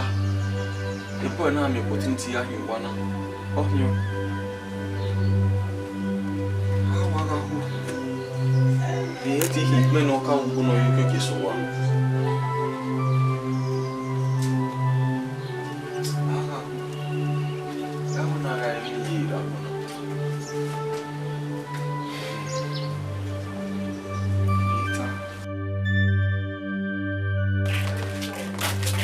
Satome! Loke gate. Loke gate. Baba yapa. Baba da. Padomo. Ay baba. Mama tu ma pe. Eyan pe. Osun no tu ma pe pa ke pa. Da ewie teme. Awu ni ni anyi e ma to. Yes. So eyan pa ya igwere. Ayigwere. Why are you going? He had it with him. Ebo me da mu kigwe ade. Ebo ni fede ne. Ebo ni ma mu aye ni. Afed. Expiry date of your short ya. No short. I will to I will not turn. My mu ya. Yes, here go. Why are you going now? Yeah, buckle up. Ewo. Owe oponi gwalo. Popona mu yo to. Popona mu yo to ya wo go to me. So ya wo. Ya wo po. Ya ari awo ti mi awo ti yako edo won ya golo iyawe o ya okun ni emu ya ogwu ya ila no kwa ka won e mosuari ya won wa dumure yen se won bi yawo wi e wa so wi na yewe obi o mi wa so ya wa gbe lo bi popo ai mi wa ni ai mi pa wa ya gwa lo to bo Baba, where is when you bonia? It's when you very sally, we no piano. You wouldn't have my here going out of Babel. Or a woman, near the wedding. Aye, a pass of by the Nagadi. Who cares upon Mokama and looking at getting it by dairy? Not do my comment. Open the doors. And you know, Dama, what are you? Why, Copa? Egbe say you are move.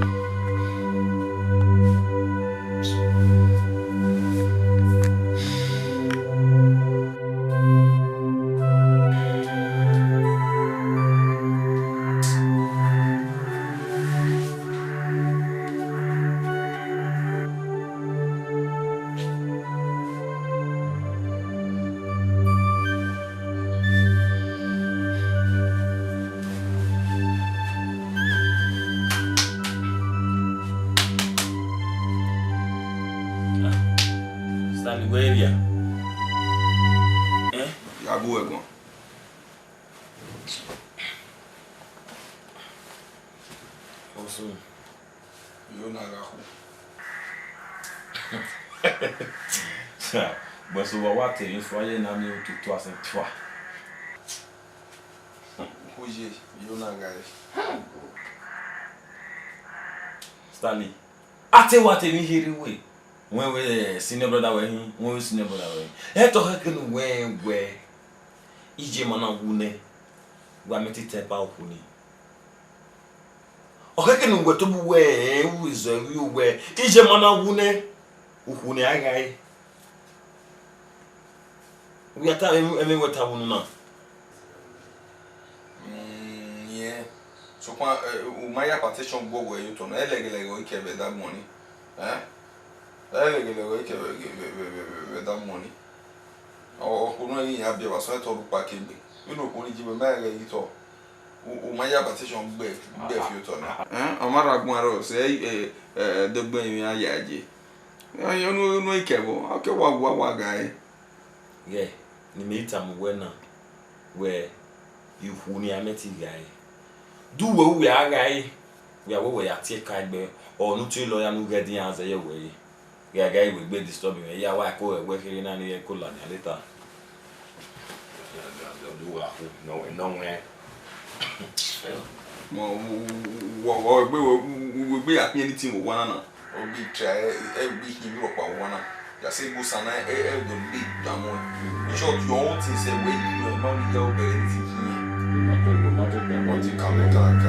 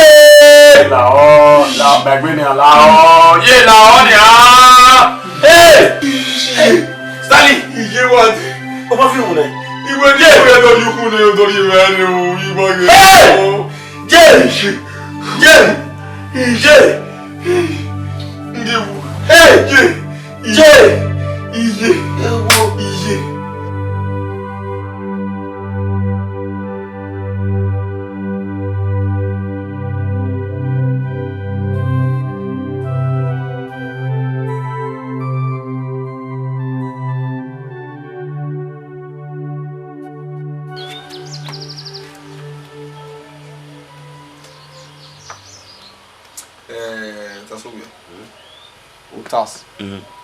Yagahu. Nagahu. I mean, what that for? Being a mere on never.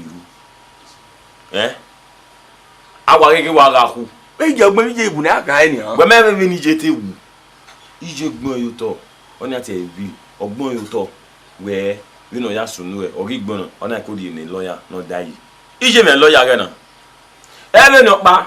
Here they do that who really on now. I will take baby, Agmafe, Agigba, Akigahu. I tell you, Ejema wouldn't have idea. Lawyer Cagbe. I lawyer mamma. Okay, more modion. Emo Yami Yafe, ya about Willie be done or willing. Emo Yan Willie Yafe now. A bemo modion. Or Mammy logos I didn't ever, but so I have you could in the affair or willing need your only. I'm a fool. Where is Zigby? Navek Bele, a lawyer. You have Yemi Yanona. Should I be a little boy? You have to a boy. You have boy, no big lawyer, no one didn't go in. You are saying, it's all off. You are a Chavek better. That's all. When it is, I bet you have a long way. I bet you go with you. Got to go. Start that's all. So, is you now willing your friend? What you make? Not what can I lawyer? Can't I not send the German and female? Can't I not say where? Yes, the class I will not. You should bad. Stanley!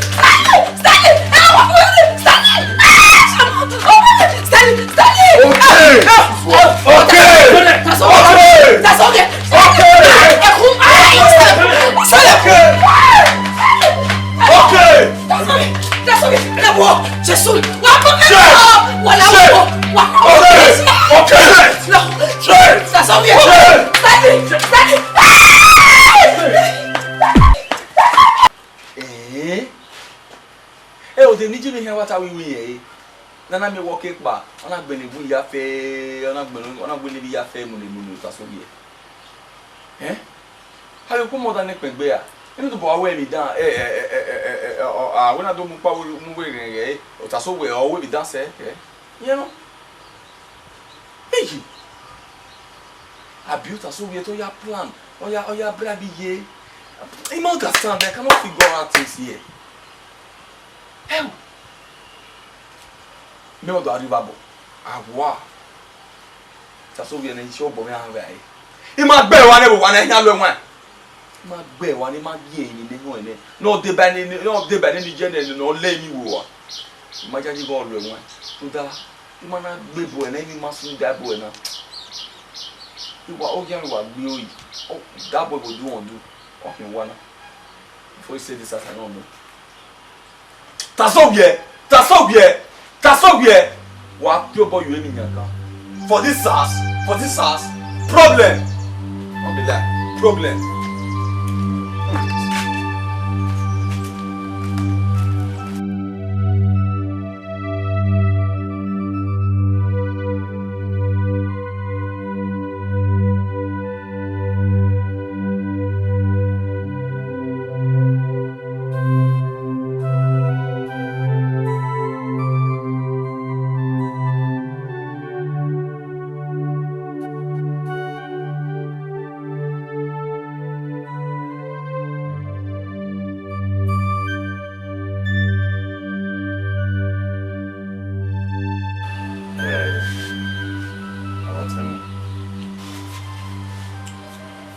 Kini hamu wa we awa we me vederio we a lawyer no vederio me ovie property o ye ya fe na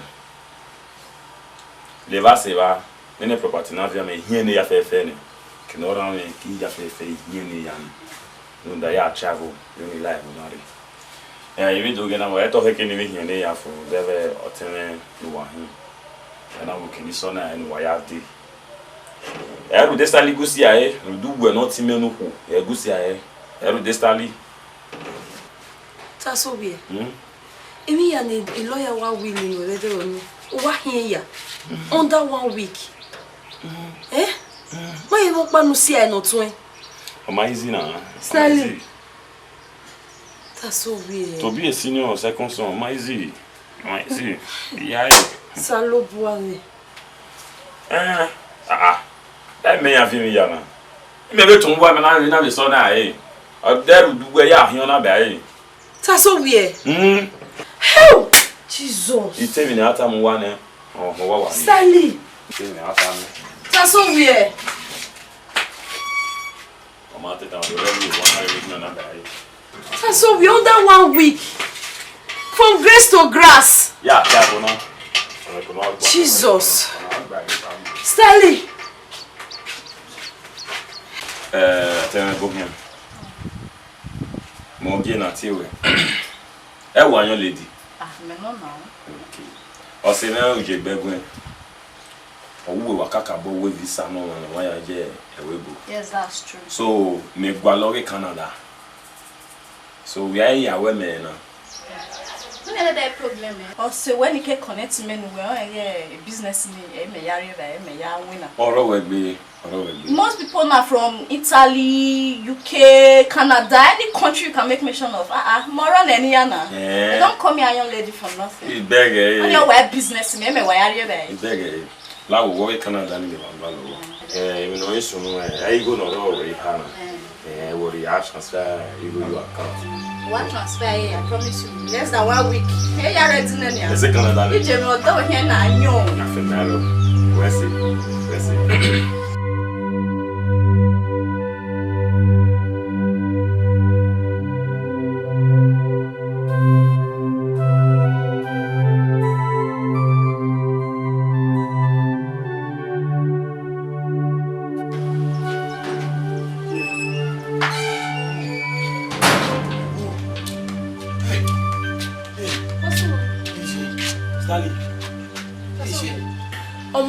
Betty soto wo sunu gure gun obo hin. Fún wọn náà. When after we are travel, oh, you know we visa me. E me yen wore we go. Yo! O travel. Ewu. As you understand.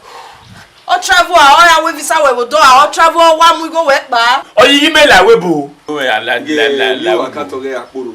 La mu go do. Te ma bo wa te ma kata pororo. Wa pororo wa lo do pa. I pressure. Otas. I pressure. I pressure. Otas. I pressure. Otas, uma so wa. Ima so wa. I pressure. Uma no bije. Even no bagel. Even no bagel. Omu me go le la webo. Omu me go le la webo. Omu me go le la webo. Ewu. Ewu. Stanley. Hello. Hey. Uwe for no bije. Ise wa bije. Wa be ga o ke ari go kiyan.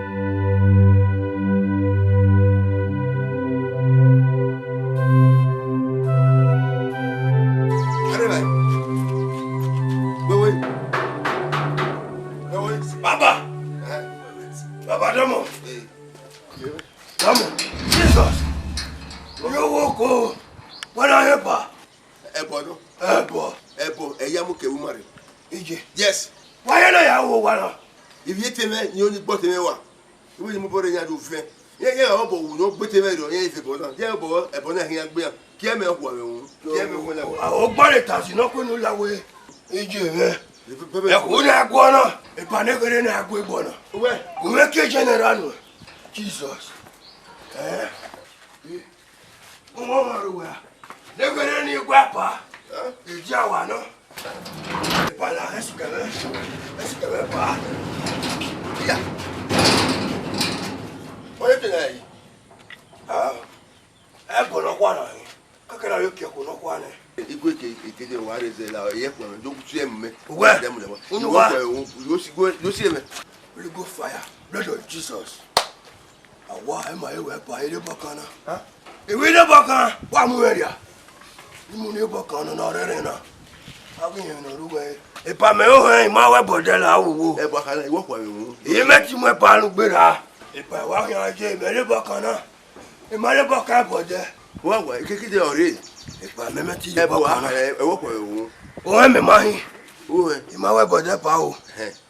Kure kunyo wure oje bode bwa so. Wa ya fefe ni bo ewu no bo teme. Ara gbe. Kube ke wo kan fe bona. E pa me. E won bo wa ke me o. O do se me. Awa. E pa me ro ije mu go do pa. Yo swear. Awa. Yo swear. Me da pa. Me no gba ya mo ke o we ate do fe wu no bo teme. Wa wi me ni wu. Kube ki fe teme fe wo kan fe bona. E pa me ro la wo. Who can for a body? They will swear. Yes. See who see me? Who do see me? Oh, O he me ya. We o me ka gbebo. E pa la gbe la ni gbe ku. Jesus. Hey! no ko ni bu ate. Rita ya na me gi wina. Awa. E na me wina so wa na.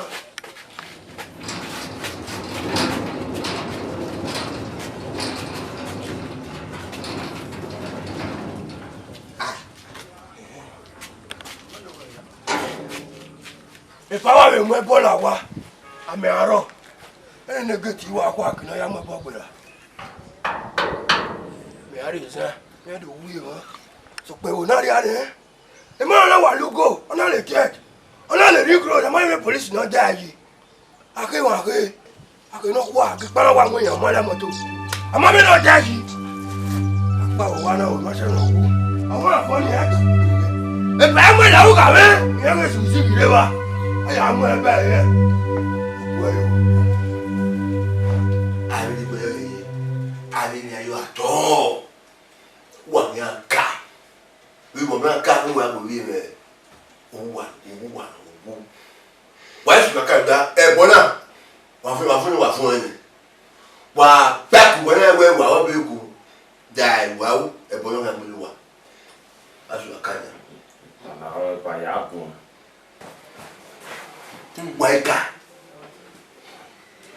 Waika nya we wa bote me waka Wala ya bu.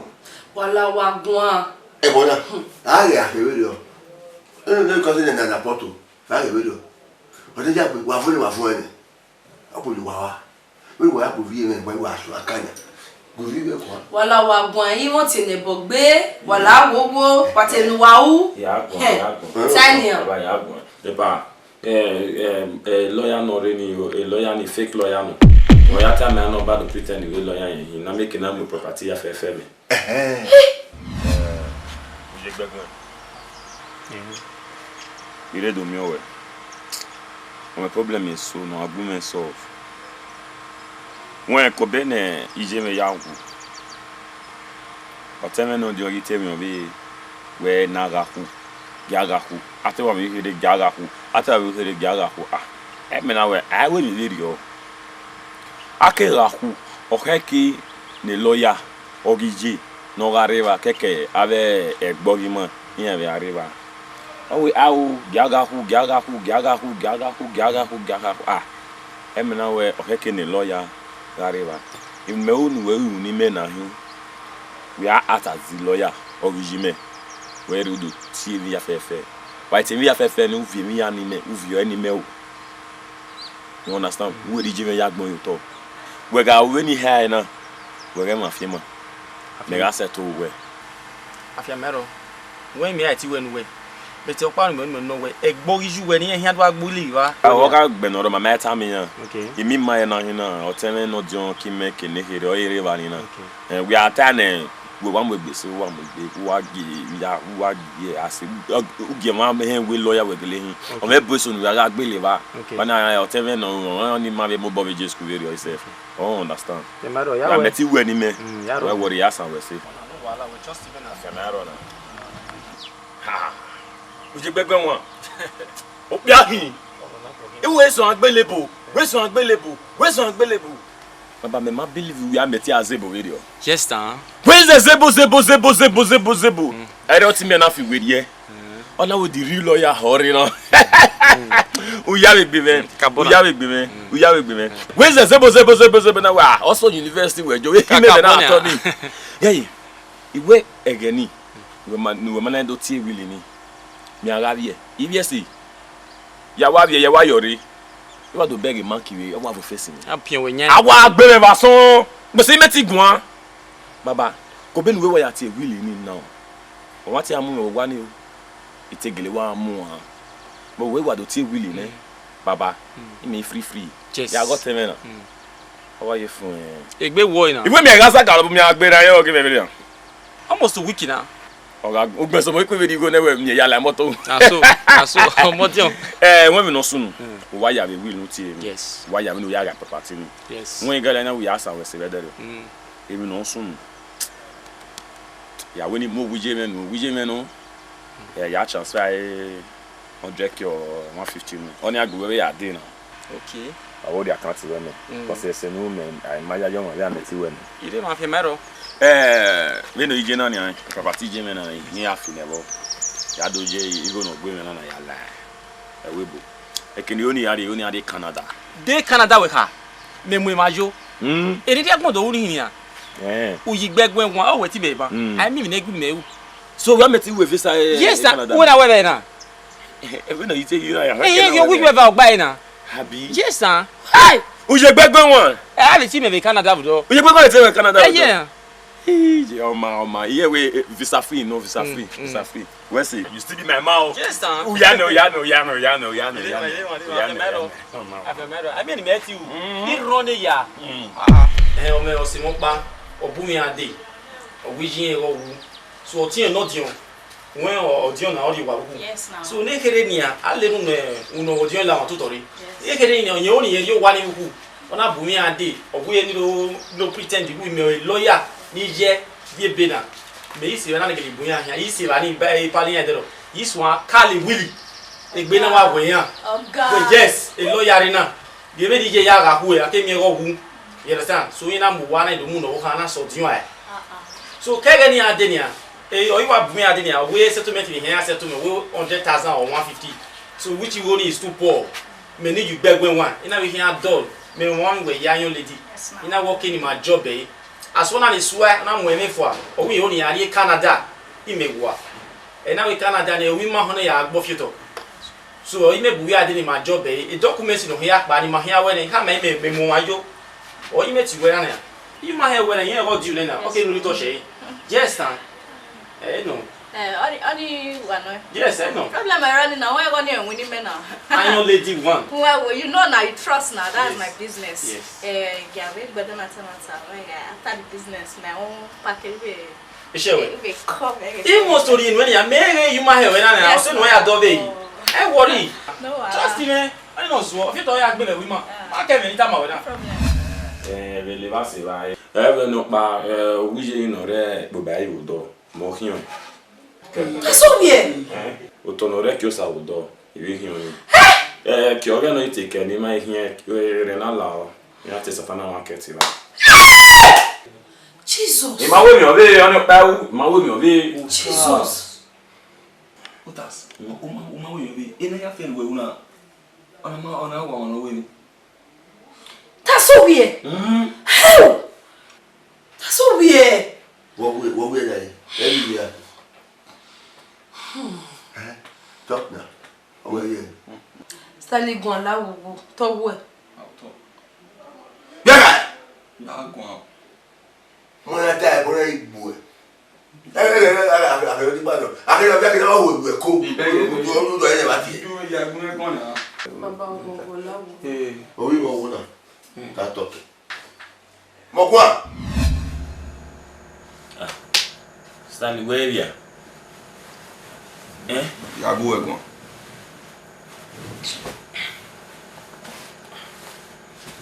Awesome. Yo na ga ho.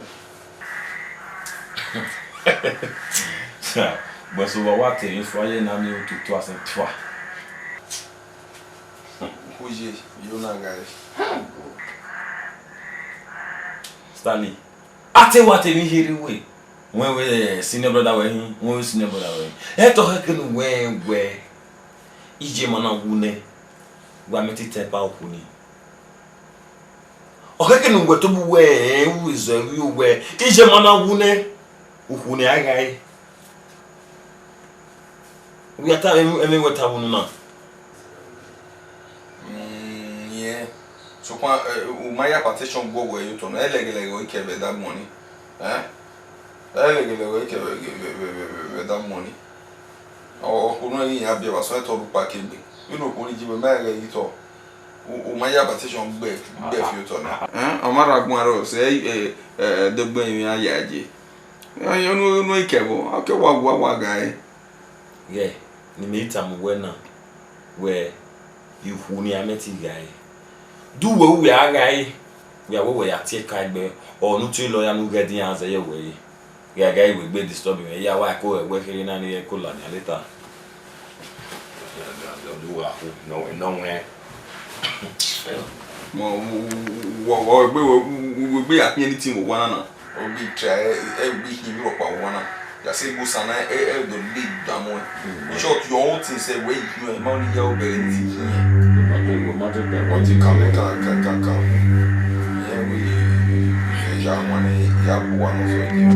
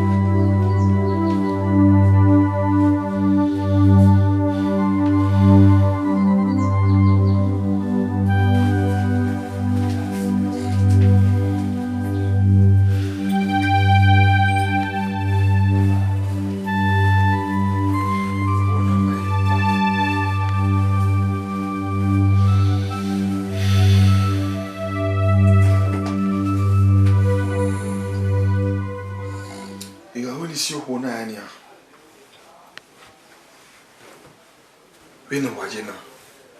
Oye supo no de. Kiwe.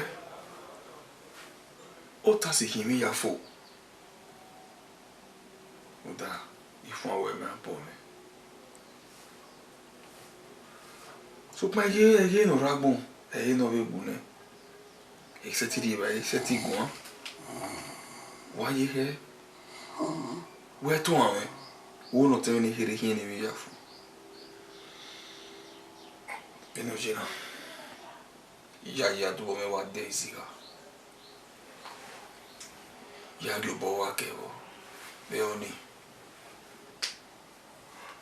Utasi hini mi ya. Ye. Egui. C'était que terminé fini tout radio.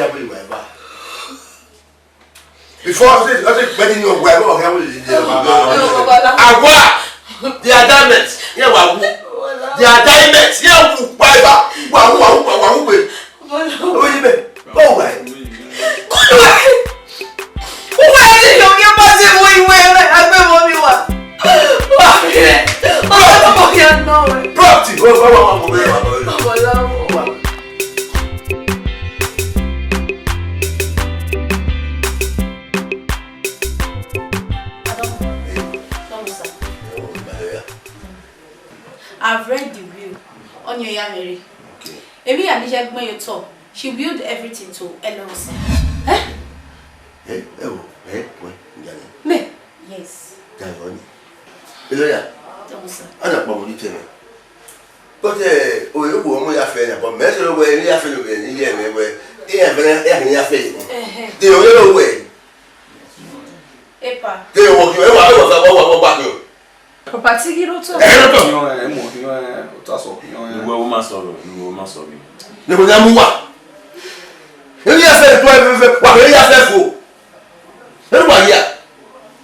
Epa, not at all.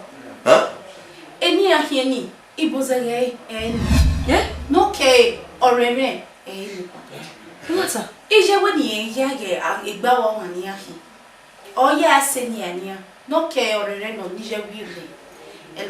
Na here. Oh, they hear my property a lot. Oh, you're all. Very Philly station. Eh? hotel, and supermarket. So on and so forth. He ain't Chemunanya.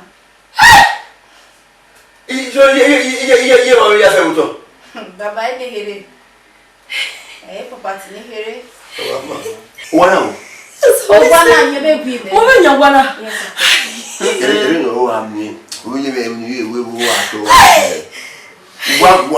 What you say? Very much you what?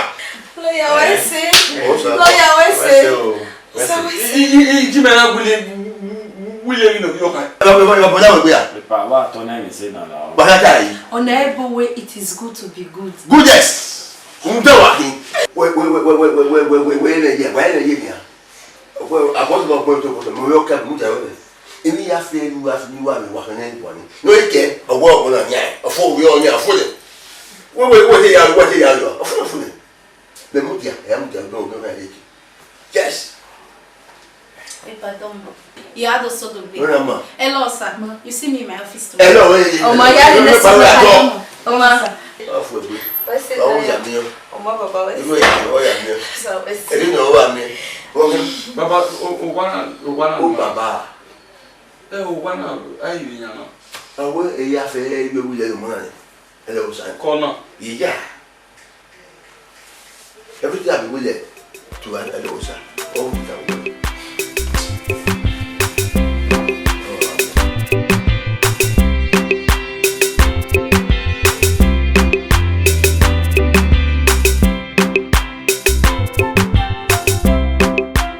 Action.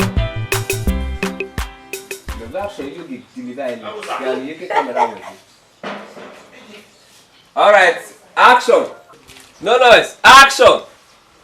Epacho. Sao Tome. Na country name. Action. Yeah, na normal thing, na normal 30-50. You know, 30-50. Anyway, can you go 30-70. Sao Tome. Open up. Yes. Rayo. I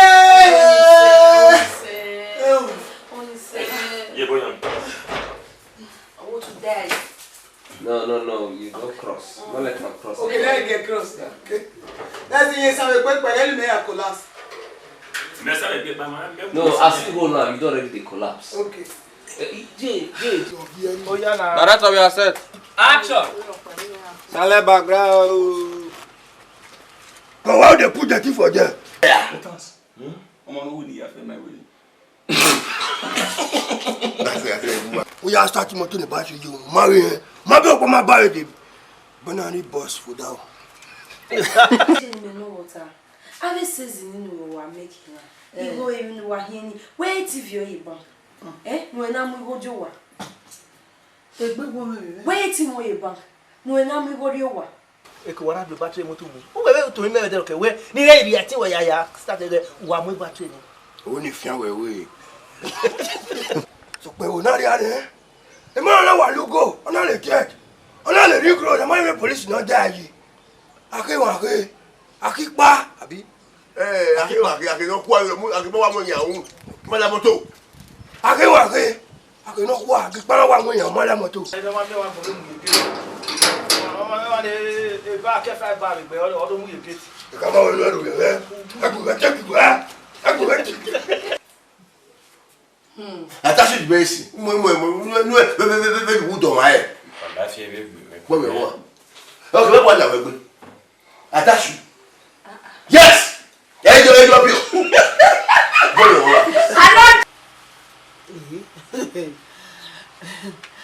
No, they didn't want Sununi. We don't want Sununi. We did it. No, sorry. Okay. What did you do?